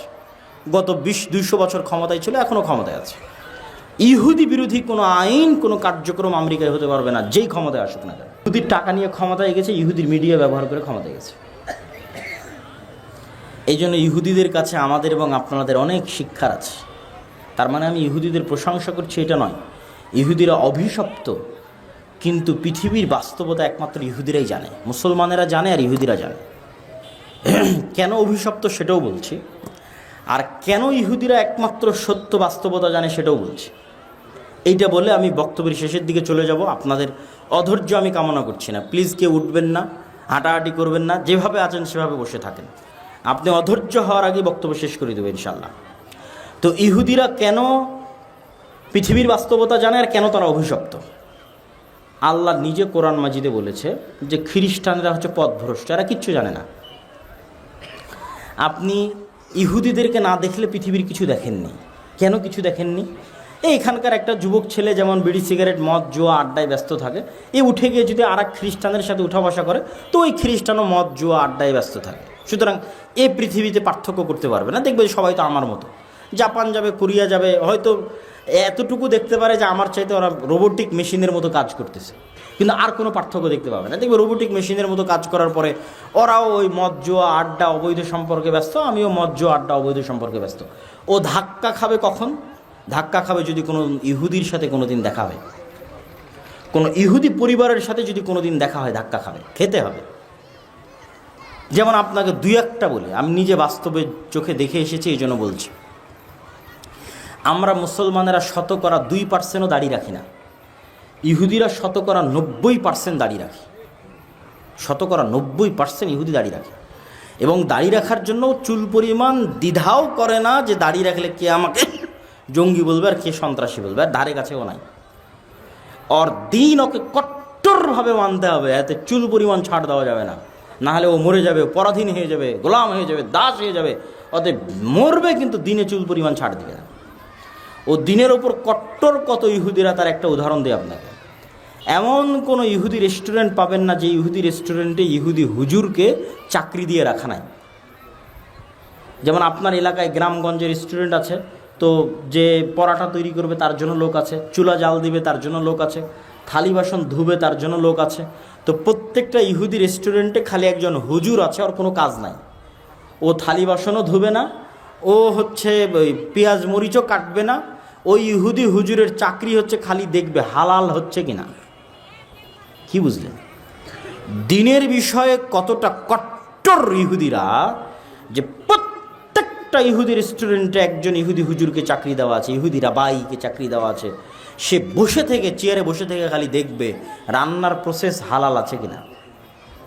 প্রথম চুলাটা হুজুর জ্বালিয়ে দিবে, ডিম ভেঙে দিবে হুজুর, মুরগি জবাই করে দিবে হুজুর, সকল প্রসেস হালাল অনুযায়ী হচ্ছে কিনা তা পর্যবেক্ষণ করবে হুজুর। এর বাইরে হুজুরের কোনো কাজ নাই। শুধু এই একটা কাজের জন্য প্রত্যেকটা রেস্টুরেন্টে বেতনভুক্ত ইহুদি রাবাই আছে। তাহলে ওর দিনের প্রতিও কত কট্টর হতে পারে, আপনি কল্পনা করতে পারবেন না কত কট্টর হতে পারে। তাহলে আব্দুল্লাহ ভাই, ইহুদিদেরকে যে আল্লাহ অভিশপ্ত বলেছে, ইহুদিরা অভিশপ্ত কেন সেটাও বলছি। আমরা মুসলমানেরা সত্য জানি, ইহুদিরা সত্য জানে। পৃথিবীতে আর কেউ সত্য জানে না। পৃথিবীতে জাপান, কোরিয়া, চায়না, খ্রিস্টান এমনি পাগল। এদেরকে ইবলিস শয়তান পাগল বানিয়ে রেখেছে, উল্লু বানিয়ে রেখেছে। এরা হচ্ছে পশু প্রাণীর মতো, দুনিয়াতে এসেছে, খাবে দাবে চলে যাবে। ইহুদিরা সত্য জানে, মুসলমানেরা সত্য জানে। মুসলমানেরা সত্য জানে, পাশাপাশি মুসলমানেরা চায় এই সত্যটা পৃথিবীর সব মানুষ জানুক, আর এই সত্যের উপর পৃথিবীর সব মানুষ আমল করুক। আমি একজন মুসলমান হিসেবে জানি মদ খারাপ, জুয়া খারাপ। তো আমি চাই একজন হিন্দুর ছেলেও যেন মদ না খায়, জুয়া না খেলে। মানে আমি একজন হিন্দুর জন্য কল্যাণকামী, হিন্দুর ছেলেও যেন মদ না খায়, জুয়া না খেলে। এবার এই সত্যটা ইহুদি জানে, মদ খারাপ, জুয়া খারাপ। কিন্তু ইহুদি চায় যে আমার ছেলেমেয়েরা কোনোদিন মদ খাবে না, কোনোদিন জুয়া খেলবে না, আর সারা পৃথিবীর প্রত্যেকটা মানুষ যেন মাদকাসক্ত হয়, প্রত্যেকটা মানুষ যেন জুয়ার নেশায় আসক্ত হয়। তার জন্য কি করা লাগবে তা আমি করব। এই জন্য ওরা অভিশপ্ত। কেন তারা এটা করতে চায়? এই জন্য করতে চায় যে আপনি মানুষকে যদি গোলাম রাখতে চান, পৃথিবীর সব মানুষকে যদি গোলাম রাখতে চান, তাহলে এগুলো ছাড়া গোলাম রাখতে পারবেন না। আপনি এখানে থেকে উঠে গিয়ে আমার বক্তব্যকে রিচেক করবেন। আমি বলেছি আপনি পৃথিবীর কিছুই দেখেননি যদি ইহুদিদের না দেখেছেন। এখান থেকে উঠে গিয়ে আপনি ইউরোপে বসবাসরত কোনো প্রবাসীকে কল দিবেন, আমেরিকায় বসবাসরত কোনো প্রবাসীকে কল দিবেন। কল দিয়ে বলবেন যে তুমি কি কোনো ইহুদি ফ্যামিলিকে দেখেছো তোমার 15 বছরে, 20 বছরে? যদি বলে হ্যাঁ দেখেছি, তখন আমি যা যা বলেছি তা চেক করবেন। আচ্ছা, ওই ইহুদি পরিবারের মুখে কি দাড়ি ছিল? হ্যাঁ বা না, কি উত্তর দেয়। 2, ওকে জিজ্ঞেস করবেন ওই ইহুদি পরিবারের ছেলে মেয়ে কয়জন? এটা মা এবং বোনেরা শুনবেন। ইহুদি পরিবারের ছেলে মেয়ে কয়জন? যদি বলে যে 1জন বা 2জন, তাহলে আবার আমার সাথে রাজশাহীতে, ঢাকায় গিয়ে দেখা করিয়েন যে এমন একটা ইহুদি ফ্যামিলি পেয়েছি যার ছেলে মেয়ের সংখ্যা 1জন বা 2জন। পাবেন না। প্রত্যেকটা ইহুদি ফ্যামিলিতে ছেলে মেয়ের সংখ্যা 5জন, 6জন, 7জন, 8জন, 9জন, 10জন, প্রত্যেকটা ইহুদি ফ্যামিলিতে। কিন্তু সারা পৃথিবীতে মানুষ যেন ছেলে হোক মেয়ে হোক 2টি সন্তানই যথেষ্ট, একটি হলে আরও ভালো, এর পিছনে সবচেয়ে টাকা খরচ করে কারা? ইহুদিরা। সবচেয়ে বেশি টাকা তারাই খরচ করে। আপনি এখানে বসে থেকে ফোন দিবেন, তোমার আশেপাশে নিকটস্থ কোনো ইহুদি স্কুল আছে কিনা। খ্রিস্টান স্কুলের কথা বলিনি, কেন খ্রিস্টানেরা জানি না, ওরা তো পাগল। ওদেরকে তো আল্লাহ কোরআনে বলেছে ওয়ালাজ জালিন, এরা পাগল, এরা কিচ্ছু জানে না। এরা ইবলিসকেও চেনে না, শয়তানকেও চেনে না। ইবলিস এদেরকে যেভাবে যা বলছে ওরা সেভাবে তা করে। খ্রিস্টান স্কুল না, ইহুদি স্কুল। ঠিক আছে, ইংল্যান্ডে অবস্থানরত কোনো ইহুদি স্কুল আছে? পেয়েছো তো? বলে হ্যাঁ। ইহুদি স্কুলে গিয়ে দেখো তো LGBTQ পড়ানো হয় কিনা। যে সমকামিতা আমার অধিকার, আমি সমকামী হতে পারবো একজন ছেলে অথবা মেয়ে হিসেবে, এই জিনিস ইহুদি স্কুলে পড়ানো হয় কিনা। প্রত্যেকটা খ্রিস্টান স্কুলে পড়ানো হয়, কিন্তু ইহুদি স্কুলে পড়ানো হবে না। যদি পান আমাকে এসে বলবেন যে কোনো ইহুদি স্কুলে পড়ানো হয়েছে। কোনো ইহুদি ফ্যামিলির সন্তান মাদকাসক্ত কিনা, জুয়ায় আসক্ত কিনা, মদের বারে যায় কিনা, আড্ডায় যায় কিনা, খোঁজ দিতে বলবেন। একটাও পাবেন না জুয়ায় আসক্ত, একটাও পাবেন না মাদকাসক্ত। কিন্তু সারা পৃথিবীর মানুষ যেন জুয়ায় আসক্ত হয়, মাদকাসক্ত হওয়ার জন্য চেষ্টা করবে। কেন? মাদকাসক্ত হলে গোলাম, জুয়ায় আসক্ত হলে গোলাম। আর ওর ছেলে মাদকাসক্ত, জুয়ে আসক্ত হবে না মানে ও প্রোডাক্টিভ থাকবে, সবচেয়ে বড় সায়েন্টিস্ট হবে, সবচেয়ে বড় ডাক্তার হবে, সবচেয়ে বড় ইঞ্জিনিয়ার হবে, পৃথিবীকে নেতৃত্ব দেবে। আর বাকি সবকে মাদকাসক্ত, জুয়ে আসক্ত করবে কেন? সবগুলো যেন গোলাম হয়। এই জন্য আপনি ইহুদিদের দেখলে পৃথিবীর সত্য বুঝতে পারবেন যে পৃথিবীর সত্য কী। আর বাকি কাউকে দেখে পৃথিবীর সত্য বুঝতে পারবেন না কেন? ওরা সবাই পাগল, ওদেরকে আল্লাহ অলরেডি কোরআনে পাগল বলে রেখেছে, যে ওরা জানেই না কী সত্য কী মিথ্যা। সুতরাং ইউরোপ আমেরিকায় গিয়ে খ্রিস্টান সাদা চামড়াদের মদের বারে দেখে হতাশ হওয়ার, পথভ্রষ্ট হওয়ার কিছু নাই। ওরা জানেই না মদের বারে গেলে কী ক্ষতি আছে, আর অবৈধ সম্পর্কে লিপ্ত হলে কী ক্ষতি আছে। আপনি ইহুদিদের দেখেন, ইহুদিরা জুয়ায় আসক্ত, মাদকাসক্ত এবং নন প্রোডাক্টিভ কিনা, LGBTQ তাদের পাঠ্য বইয়ের মধ্যে তারা রেখেছে কিনা ধার্মিক ইহুদিরা। সম্মানিত উপস্থিতি, এই পয়েন্টটা কী জন্য তুলে ধরছিলাম? এই পয়েন্টটা এই দৃষ্টিকোণ থেকে তুলে ধরছিলাম যে শক্তিশালী প্রতিষ্ঠান প্রতিষ্ঠা করতে হবে, এটা আপনি ইহুদিদের কাছ থেকে শিখবেন। যে আমাদের শক্তিশালী মিডিয়া নাই, আমাদের শক্তিশালী অর্থনৈতিক প্রতিষ্ঠান নাই। এখান থেকে আরও একটা জিনিস শিখবেন যে আমাদেরকে আমাদের দিনের উপর কী হতে হবে? কথা বলেন না যে কী হতে হবে? আমাদেরকে আমাদের দিনের উপর কী হতে হবে? কট্টর হতে হবে। আমরা তো কলোনিয়াল মাইন্ড সেট আপ, এটা আমার বক্তব্যের আজকের শেষ পয়েন্ট। আমরা তো কলোনিয়াল মাইন্ড সেট আপ বহন করে বেড়াচ্ছি। 190 বছর ব্রিটিশদের গোলামি করছি। ওই 190 বছর ব্রিটিশদের গোলামি করার কারণে আমাদের রক্তের মধ্যে, আমাদের অজান্তে আমরা গোলামি বহন করছি। কিভাবে আমাদের অজান্তে আমাদের রক্তের মধ্যে গোলামি বহন করছি? আমি নিজেও এই বিষয়ে অবগত ছিলাম না। যখন ইংল্যান্ড ক্রস করে ফ্রান্স, ইতালি এবং স্পেন, এই 3টে দেশে গেছি, তো স্পেনের এমনও এয়ারপোর্ট পেয়েছি যে এয়ারপোর্টে এক্সিট শব্দটা পর্যন্ত ইংরেজিতে লেখা নাই। এতটা পরিমাণে স্প্যানিশরা, ইতালিয়ানরা, ফ্রান্সের মানুষেরা ইংরেজিকে ঘৃণা করে। আমার এটা ধারণা ছিল না যে ইংরেজি ভাষা জেনে পৃথিবীর কোনো দেশে আমি চলতে পারবো না, এটা অসম্ভব। প্রত্যেকটা দেশে চলতে পারবো, কিন্তু ইংরেজি ভাষা না জেনে যে ইউরোপেই চলতে পারবো না, এটা আমার জানা ছিল না। তো ওরা জাতিগত হিসেবে কতটা আত্ম অহংকারী, কতটা আত্ম অহমিকা, কতটা স্বাধীন চেতা, ভিন্ন দেশের ভাষাই শিখবে না। আমি বলছি না যে ইংরেজি শিখতে হবে না, এটা বলছি না, কিন্তু আমরা যে নিজের অজান্তে ইংরেজি শিক্ষাকে গুরুত্ব দিয়ে ফেলছি, শিখছি, শিখতেও হবে, কিছু করার নাই। এটা আমাদের অজান্তে, আমাদের রক্তের মধ্যে থাকা 190 বছরে ব্রিটিশদের গোলামির কারণে। এটার আরও প্রমাণ নেবেন, আমাদের ক্লাসমেট ছিল মদিনা ইসলামী বিশ্ববিদ্যালয়, আফ্রিকান মুসলিম দেশ, ওদের সেকেন্ড ল্যাঙ্গুয়েজ ফরাসি। তো তোমার সেকেন্ড ল্যাঙ্গুয়েজ ফরাসি কেন? তো আমি যেমন ইংল্যান্ডের গোলাম ছিলাম, ও ছিল ফ্রান্সের গোলাম। তো ও ফ্রান্সের গোলাম ছিল, ওই জন্য ওর সেকেন্ড ল্যাঙ্গুয়েজ ফরাসি। আমি ইংল্যান্ডের গোলাম ছিলাম, আমার সেকেন্ড ল্যাঙ্গুয়েজ ইংরেজি। আপনি যখন একটা মানুষকে দেখেন যে প্যান্ট শার্ট পরে আছে, গলায় টাই আছে, আপনার যদি মনে হয় স্মার্ট, আর আমি মাথায় টুপি দিয়ে আছি, উনি জুব্বা পরে আছে, মাথায় টুপি দিয়ে আছে, ওকে যদি মনে হয় একটু আনস্মার্ট, এটা 190 বছরের গোলামির কারণে আপনার মনের মধ্যে নিজের অজান্তে আপনি বহন করতেছেন। এই যে আর্মি, পুলিশ ইত্যাদিতে প্রত্যেক দিন অফিসিয়াল নিয়ম হচ্ছে দাড়ি চাচতে হবে, অফিসিয়াল নিয়ম। কেন? এটা স্মার্টনেস। ওরা কোত্থেকে পেয়েছে বলেন? এই আর্মি পুলিশ দাড়ি চেছে জবে আসতে হবে, এই নিয়ম কোথায় থেকে পেয়েছে? এই আর্মি ছিল পাকিস্তান আর্মির খণ্ডিত অংশ, পাকিস্তান ছিল ইন্ডিয়ান আর্মির খণ্ডিত অংশ, ইন্ডিয়া ছিল ব্রিটিশ আর্মির খণ্ডিত অংশ। তাহলে ব্রিটিশ আর্মির তৈরি করা রুলস গোলামেরা বহন করতেছে।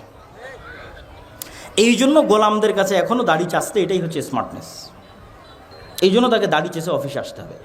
এরকম আরও অসংখ্য গোলামির কারণ আপনি খুঁজে বের করতে পারবেন, যা নিজের অজান্তে আপনি বহন করেন।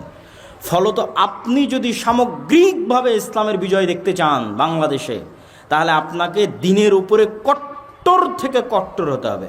যত বেশি আপনি দিনের বিষয়ে কট্টর হবেন, বাংলাদেশ তত বেশি স্বাধীন আর শক্তিশালী হবে। কাদের কাছ থেকে শিখবেন? ইহুদির কাছ থেকে শিখবেন, হিন্দুর কাছ থেকে শিখবেন। ইহুদিরাও আর দিনের উপর কট্টর থেকে কট্টর। কেন? ও জানে যে আমি আমার দিনের উপর যত কঠোর হব, তত আমি শক্তিশালী, তত আমি স্বাধীন। আপনার পার্শ্ববর্তী দেশ ভারতেও হিন্দুরা তাদের দিনের উপর কট্টর থেকে কট্টর হচ্ছে, আরও কঠোর হচ্ছে, আরও কঠোর হচ্ছে। কেন? ওরা জানে যে আমরা আমার দিনের উপর যত বেশি কঠোর হব, আমরা তত বেশি স্বাধীন, তত বেশি শক্তিশালী হব। তো আপনি বাংলাদেশে চারিদিক থেকে এরকম হিন্দুত্ববাদী রাষ্ট্র ঘেরা অবস্থায় আপনি যদি বলেন যে না আমি আমার দিন পালন করব না, সালাত পড়ব না, দাড়ি রাখবো না, পাঞ্জাবি গায়ে দিব না, দিনের সব বিষয়ে ছাড় দিবেন, তো আপনি অবশ্যই গোলাম থাকবেন। আপনার গোলামি বাবারকাত হবে, দীর্ঘস্থায়ী হবে। আর আপনি যদি বলেন যে না ও যেমন দিনের বিষয়ে কট্টর হয়েছে, আমি দিনের বিষয়ে কট্টর হব, আমি দাড়ির জন্য জীবন দিয়ে দিব, টাকনোর উপরে কাপড় পরার জন্য জীবন দিয়ে দিব, আল্লাহর নবীর প্রত্যেকটা সুন্নাত পালন করব, তো আপনার দেশ স্বাধীন থাকবে, আপনার দেশ শক্তিশালী থাকবে। 1 মিনিট বক্তব্যের সারমর্ম করে দিচ্ছি, আপনারা প্লিজ ধৈর্য হারা হয়েন না। আজকের যে বক্তব্য আলোচনা করলাম, এই বক্তব্যের সারমর্ম কি? এই বক্তব্যের সারমর্মের একটা অংশ পাবেন মাসিক আল ইতিসামের এই মাসের নভেম্বরে, আর একটা অংশ পাবেন ফিলিস্তিন জেরুজালেমের এই যে বইটা নতুন বের হয়েছে, এই বইয়ে ইহুদিদের সম্পর্কে, তালেবান, আফগানিস্তান সব বিষয় বিস্তারিত পাবেন। সারমর্ম হচ্ছে ইসলামকে সামগ্রিকভাবে বিজয়ী করা দরকার না দরকার নয়? একটু জোরে বলেন, দরকার না দরকার নয়? দরকার। ইসলাম সামগ্রিকভাবে বিজয়ী হলে আমরা সবচেয়ে বড় উপকার কি পাবো? নাগরিক রাষ্ট্রীয় সুযোগ সুবিধা, ন্যায় বিচার, ন্যায়পরায়ণতা পাবো। প্রতিষ্ঠা করতে হলে কি কি লাগবে? 1, ব্যাপক দাওয়াতি কাজ লাগবে। 2, কি লাগবে বলেন? সমাজের মানুষের সাথে সম্পৃক্ত হতে হবে। 3, শক্তিশালী প্রতিষ্ঠান লাগবে। 4, কলোনিয়াল মাইন্ড সেটআপ থেকে বের হয়ে আসতে হবে, নিজের দিনের উপরে কট্টর হতে হবে। আল্লাহ সুবহানাহু ওয়া তাআলা আমাদেরকে তৌফিক দান করুক, আল্লাহুম্মা আমিন। ওই প্রশ্ন উত্তর আছে, আর ওই যে মাদ্রাসাতে একটু গামছা ছেড়ে দেওয়ার জন্য। আচ্ছা, মাদ্রাসার জন্য মিলিতভাবে মোনাজাত করা যাবে? এক প্রশ্নের উত্তর আমরা আর কতদিন দিব? শায়েখ, আমি একজন কাপড় ব্যবসায়ী, আমি দোকানে নিত্য নতুন মডেলিং যা পর্দা বহির্ভূত পোশাক ওঠে, পোশাকগুলো বিক্রি করলে কোনো সমস্যা হবে কি? ছবি মূর্তি না থাকলে কোনো সমস্যা হবে না। ফেতরা কি টাকা দিয়ে আদায় করা যাবে? না, ফেতরা চাউল দিয়ে আদায় করতে হবে। পীর মানা কি জরুরি? জি না। আমি আমার মাকে সাধ্যমতো সহযোগিতা করি, ভিক্ষা করতে নিষেধ করি, অতঃপর সে অভিশাপ দেয়, আমার জন্য করণীয় কি? আচ্ছা, ওই বইগুলো কোথায় আছে? আছে কি? ও, বইগুলো স্টেজে আছে, হাতের বাম পাশে। মাসিক আল ইতিসাম আর আজকে যে আলোচনা করলাম ফিলিস্তিন, এই বই দুটা মাসিক আল ইতিসাম এবং ফিলিস্তিন হাতের বামে স্টেজে পাবেন। আমি আমার মাকে সাধ্যমতো সহযোগিতা করে ভিক্ষা করে নিষেধ করি, অতঃপর সে অভিশাপ দেয়, আমার করণীয় কি? আপনার মানে আপনি অভিশাপের হকদার নন, তারপরেও দিলে আশা করি অভিশাপ আপনার উপর কাজ করবে না ইনশাল্লাহ। যাকে মানুষ অন্যায়ভাবে হত্যা করেছে নিরস্ত্র অবস্থায়, আমরা আশা করি সে শহীদ হিসেবে গণ্য হবে, আল্লাহ তাকে শহীদ হিসেবে কবুল করুক, আল্লাহুম্মা আমিন। রংপুরের আবু সাঈদের কথা জিজ্ঞেস করা হয়েছে, হিন্দু বা বিধর্মীদের ঘর ভাড়া দেওয়া যাবে কি? অন্যায় কোনো কাজে লিপ্ত না থাকলে স্বাভাবিক অবস্থায় দেওয়া যাবে। শুধুমাত্র পান সুপারি খাওয়া যাবে কি? একদম স্থায়ী অভ্যাসে পরিণত না করে খাওয়া যায়। ইসলামিক রাজনীতি করা যাবে কি? যেগুলো বললাম এগুলো ইসলামের রাজনীতি, এর চেয়ে বড় ইসলামের রাজনীতি নাই। সভাপতি এখনো টাকা দেয়নি, ওই টাকাটা একটু করে সভাপতি কোথায় টাকা দেবে? দানের টাকাটা এখনো ও দেয়নি। মাশাআল্লাহ, আপনি দিবেন? বারাকাল্লাহ। কত দিবেন? প্রচার করবেন? হ্যাঁ, প্রচার করবো না? হ্যাঁ, আচ্ছা ঠিক আছে। সভাপতি একটা ভালো অঙ্কের টাকা মাদ্রাসার জন্য দান করছেন, আল্লাহ কবুল করুক, আল্লাহুম্মা আমিন। আল্লাহুম্মা সাল্লি আলাইহি, আল্লাহুম্মা বারিক আলাইহি। আসসালামু আলাইকুম শায়েখ, স্ত্রী স্বামীর কথা শোনে না, এর ভয়াবহতা এবং প্রতিকার কী? প্রথমত, তোমার ব্যক্তিত্বের অভাব আছে কিনা, তোমার অর্থনৈতিক সক্ষমতার অভাব আছে কিনা, পৌরুষত্বের অভাব আছে কিনা। যদি এগুলোর কোনো অভাব না থাকে, তারপরেও যদি তোমার স্ত্রী তোমার কথা না শোনে, সেক্ষেত্রে অবশ্যই সে গুনাহগার হিসেবে বিবেচিত হবে। আর যদি তোমার অন্য কোনো অভাব থাকে, তুমি সেগুলো দ্রুত পূরণ করো, যাতে তোমার ব্যক্তিত্বের প্রভাবে সে তোমার অনুগত হয়। মৃত্যুর পর রূহ আল্লাহর কাছে ফিরে যায়, আবার পুনরায় মানুষ রূপে জন্ম নেয়। মানুষ রূপে কখনোই জন্ম নেয় না, ইল্লিন এবং সিজ্জিনে থাকে। আবার যখন কিয়ামত হবে, আল্লাহ নতুন করে মানুষকে জন্ম দিবে, তখন মানুষের রূহ ফিরিয়ে দেওয়া হবে। কোনো ব্যক্তি মৃত্যুর পূর্ব মুহূর্তে কালেমা পড়তে পারলে সে কি জান্নাতি হবে? কালেমা যদি অন্তর থেকে বিশ্বাস করে, শিরক থেকে যদি ক্ষমা চেয়ে নেয়, কোনো শিরকে লিপ্ত থাকলে, আর সেই শিরক থেকে ক্ষমা চেয়ে নিলে, আর কালেমা মন দিয়ে অন্তর থেকে বিশ্বাস করলে, প্রথম চান্সেই জান্নাতে যাবে কিনা এটা বলা যাবে না, কিন্তু কোনো না কোনো একদিন জান্নাতে যাওয়ার তার সুযোগ হবে বলে আশা করা যায়। নামাজে হাত কোথায় বাঁধবেন? জনৈক বক্তা বলেছেন আকিদা শব্দ এগুলো অযথা, যেগুলো জানা জিনিস সেগুলো জিজ্ঞেস করে লাভ নেই। শায়েখ আমি সুদের বিরুদ্ধে কথা বলায় গ্রামের মানুষ আমাকে তিরস্কার করে, আমি কি ক্ষতিগ্রস্ত হব? সুদের বিরুদ্ধে আল্লাহ বলেছে, আপনি কেন বলবেন না? অবশ্যই বলবেন। কোর্টের মাধ্যমে বিবাহ তালাক হয়, সেই স্ত্রীকে পুনরায় গ্রহণ করা যাবে কি? কোর্টের মাধ্যমে স্বামীর সম্মতিতে যদি তালাক হয়ে থাকে, আর এটি যদি প্রথম তালাক হয়, আর পূর্বে যদি আর কখনো তালাক না হয়ে থাকে, তাহলে ইদ্যৎকালীন অবস্থায় কোনো প্রকার বিবাহ ছাড়াই স্ত্রী ফেরত আনতে পারবে। ইদ্যৎ পার হয়ে গেলে নতুন বিবাহ, নতুন মহরানা দিয়ে স্ত্রী ফেরত আনতে পারবে। মেয়েদের থুতনির নিচে যে চুল গজায় সেটা রাখতে হবে না কাটা যাবে? যেহেতু এটা তার সৃষ্টিগত প্রকৃতির বিরোধী, সেহেতু সে কাটতে পারে। বেতের কোনো উভয় অবস্থাতেই পড়া যায়, সমস্যা নাই। মৃত পিতা মাতা, বন্ধু বান্ধব বা আত্মীয় স্বজনের পক্ষ থেকে মসজিদে দান করা যাবে কি? অবশ্যই মৃত পিতা মাতা, আত্মীয় স্বজন, বন্ধু বান্ধবের পক্ষ থেকে মসজিদে দান করা যাবে। হজ পালন করে এসেছে, 5 ওয়াক্ত সালাত পড়ে, তবে বিড়ি মুখে নিয়ে মুরগি জবাই করে, এই মুরগি কি খাওয়া হালাল হবে? বিড়ি খায় সেটার গুনাহ ভিন্ন। বিসমিল্লাহ আল্লাহু আকবার বলে মুরগি জবাই করলে মুরগি হালাল হবে। আল্লাহর কুদরতি হাত ও কুদরতি পা কি? কোনো কুদরতি হাত কুদরতি পা বলে কিছু নাই।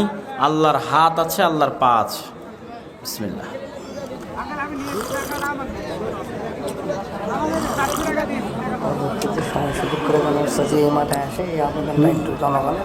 কোনো মসজিদ ভেঙে নিচতলা মার্কেট ভাড়া দেওয়া যাবে কি? এবং দ্বিতীয় তলায় নামাজ পড়া যাবে? কোনো মসজিদ ভেঙে নিচতলা মার্কেট ভাড়া দেওয়া যাবে কি? দ্বিতীয় তলায়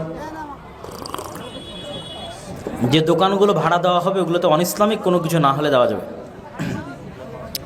আহলে হাদিস হানাফি মাযহাব কেন মানব?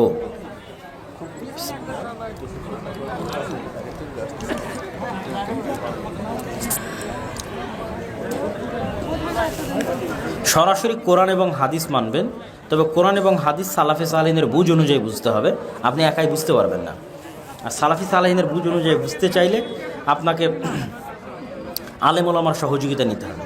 সেক্ষেত্রে যদি নির্দিষ্ট আলেমের মাযহাবের সহযোগিতা নেন তো এটাকে নির্দিষ্ট মাযহাব বলে, সব আলেম ওলামার সহযোগিতা নেন ওটাকে সালাফে সালেহিনের মাযহাব বলে।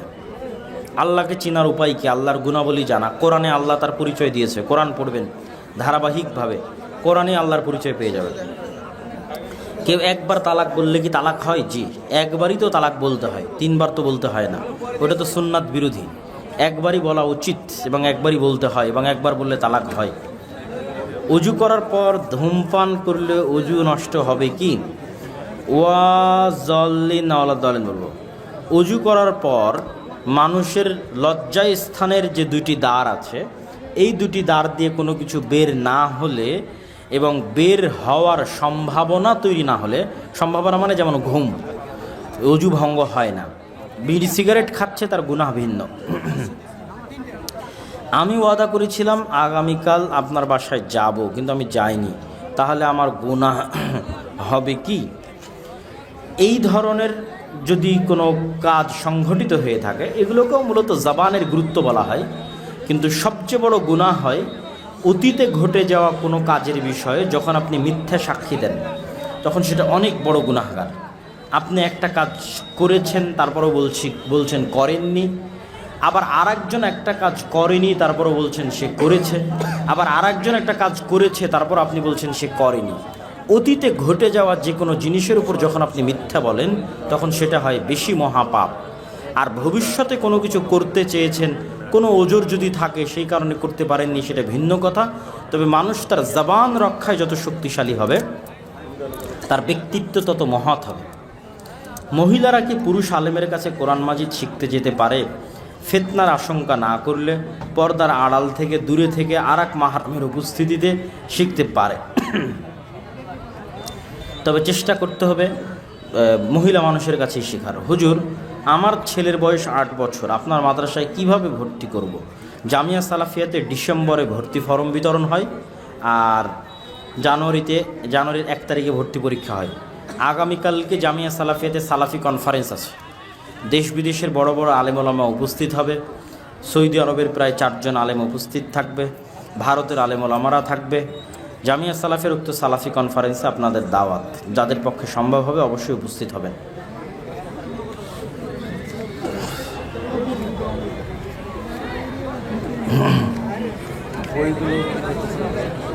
হ্যাঁ, হাতের বামে বই বিক্রি হচ্ছে। আমি একজন কসমেটিক দোকানদার। অনেক সময় মেয়েরা পর্দাবিহীন অবস্থায় দোকানে আসে এবং তাদের দিকে তাকিয়ে কথা বলতে হয়। এতে করে আমার কোনো গুনাহ হবে কি? আপনি চেষ্টা করবেন চক্ষু নিচু রাখার, চক্ষু নিচু রেখে কথা বলার চেষ্টা করবেন। আল্লাহ আপনাকে ফিতনা থেকে হেফাজত করুক, আল্লাহ আমিন। 4 রাকাত বিশিষ্ট সুন্নাত অথবা ফরজ নামাজের প্রথম বৈঠকে ভুল করে যদি দরুদ শরীফ বলে ফেলি, নামাজ হবে কি? কোনো সমস্যা নাই, তবে তাশাহুদ অবশ্যই বলতে হবে। নামাজে থাকা অবস্থায় ইমাম সাহেব ব্যতীত যদি কোনো মুসল্লি ভুল করে, এক্ষেত্রে করণীয় কি? ইমামের অনুসরণ করবে, এটিই করণীয়। ইমামের অনুসরণ করতে গিয়ে ভুল হয়ে গেলে আবারও সংশোধন করে নিয়ে ইমামের অনুসরণ করে। হুজুর, আমার বিয়ের বয়স হয়েছে, আমার পরিবার বিয়ে দিতে নারাজ, কিন্তু আমি খারাপ কাজে লিপ্ত হতে চাই না, আমার করণীয় কি?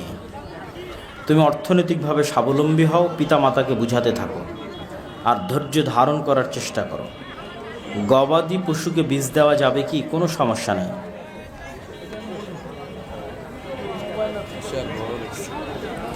হুজুর, মহিলার মুখ থেকে ঢেকে সালাত হবে কি? মুখ খোলা রেখে সালাত আদায় করতে হবে। ফরজ নামাজের পর দোয়া কবুল হয়, সেজন্য মাঝে মধ্যে ইমাম মুক্তাদি মিলে একসাথে দোয়া করলে দোষ কি? একসাথে দোয়া করাকে রেওয়াজ বানানো যাবে না। ফরজ সালাতের পরে একসাথে দোয়া করার যে যে জায়গায় আল্লাহ এবং আল্লাহ রাসূলের পক্ষ থেকে প্রমাণ পাওয়া যায়, সেই জায়গাগুলোতে দোয়া করতে হবে। ফরজ সালাতের পর দোয়া করলে কবুল হয়, এই জন্য একাই ব্যক্তিগতভাবে দোয়া করবে। আসর ও আসরের সালাত ইমামের পিছনে মুক্তাদি সূরা ফাতিহা পড়লে সালাত হবে কি? ইমামের পিছনে মুক্তাদি তো সূরা ফাতিহা পড়বেই, সালাত হওয়া না হওয়ার কি? না পড়লে সালাত বাতিল হতে পারে, পড়তেই হবে। গোসল ফরজ হয়ে গেছে, এই অবস্থায় গরু জবাহ করা যাবে কি? কোনো সমস্যা নেই। ইমাম আল্লাহকে সব জায়গায় বিরাজমান মনে করে, সেই ইমামের পিছনে সালাত হতায় হবে কি? চেষ্টা করতে হবে ইমাম পরিবর্তন করার। যদি ইমাম পরিবর্তন না করা যায়, নিকটস্থ মসজিদে যেতে হবে।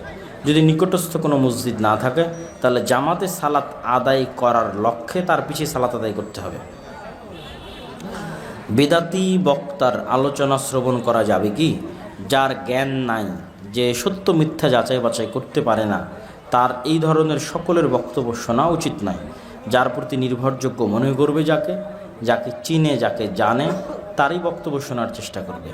আর যারা সত্য মিথ্যা যাচাই বাছাইয়ের জ্ঞান আছে, বা এরকম মুরব্বী আছে, পরামর্শদাতা আছে, যার সহযোগিতায় সে ভ্রান্তি পথে যাবে না, বরং সত্য মিথ্যা যাচাই বাছাই করতে পারবে, এরকম মানুষ বক্তব্য চাইলে বিভিন্ন জনের বক্তব্য শুনতে পারে। শায়েখ হেসে বা রাগে মজাক করে তালাক দিলে তালাক হবে কি? তালাকে কোনো মজাক নাই, তালাকে কোনো রাগ নাই, তালাকে কোনো হাসাহাসি নাই। তালাক তালাকই। রেগে দিলেও তালাক, মজাক করে দিলেও তালাক, হেসে দিলেও তালাক।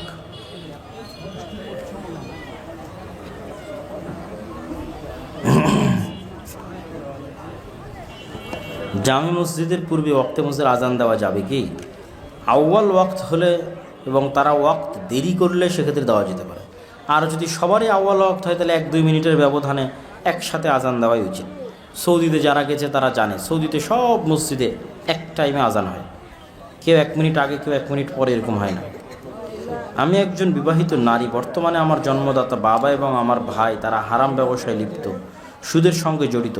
এখন আমার তাদের বাসায় যাওয়া এবং খাওয়া ঠিক হবে কি না? স্বাভাবিক যোগাযোগের জন্য বাসায় যাওয়া যাবে, সুসম্পর্ক রক্ষা করতে হবে।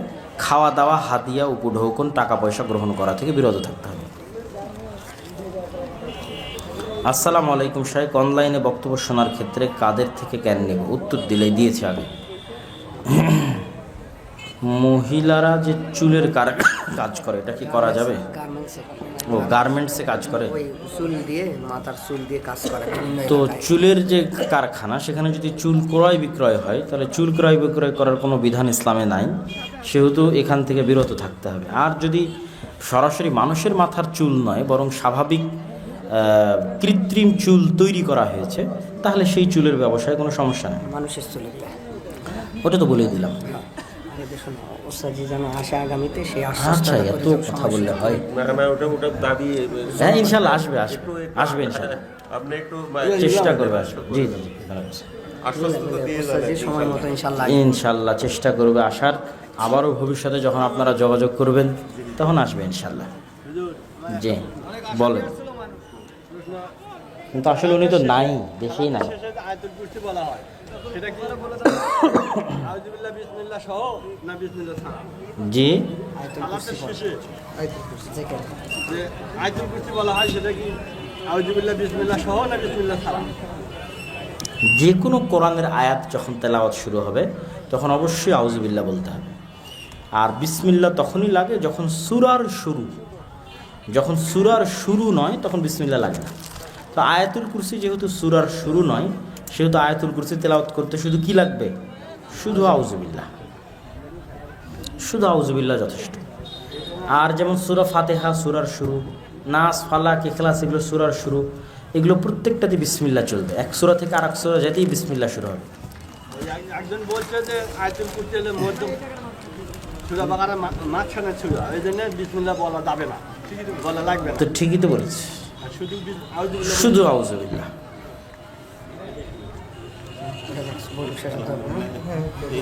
সবাই বৈঠক শেষে দোয়া পড়ি, সুবহানাকা আল্লাহুম্মা ওয়া বিহামদিকা আশহাদু আল্লা ইলাহা ইল্লা আনতা আস্তাগফিরুকা ওয়া আতুবু ইলাইক। আসসালামু আলাইকুম ওয়া রাহমাতুল্লাহ।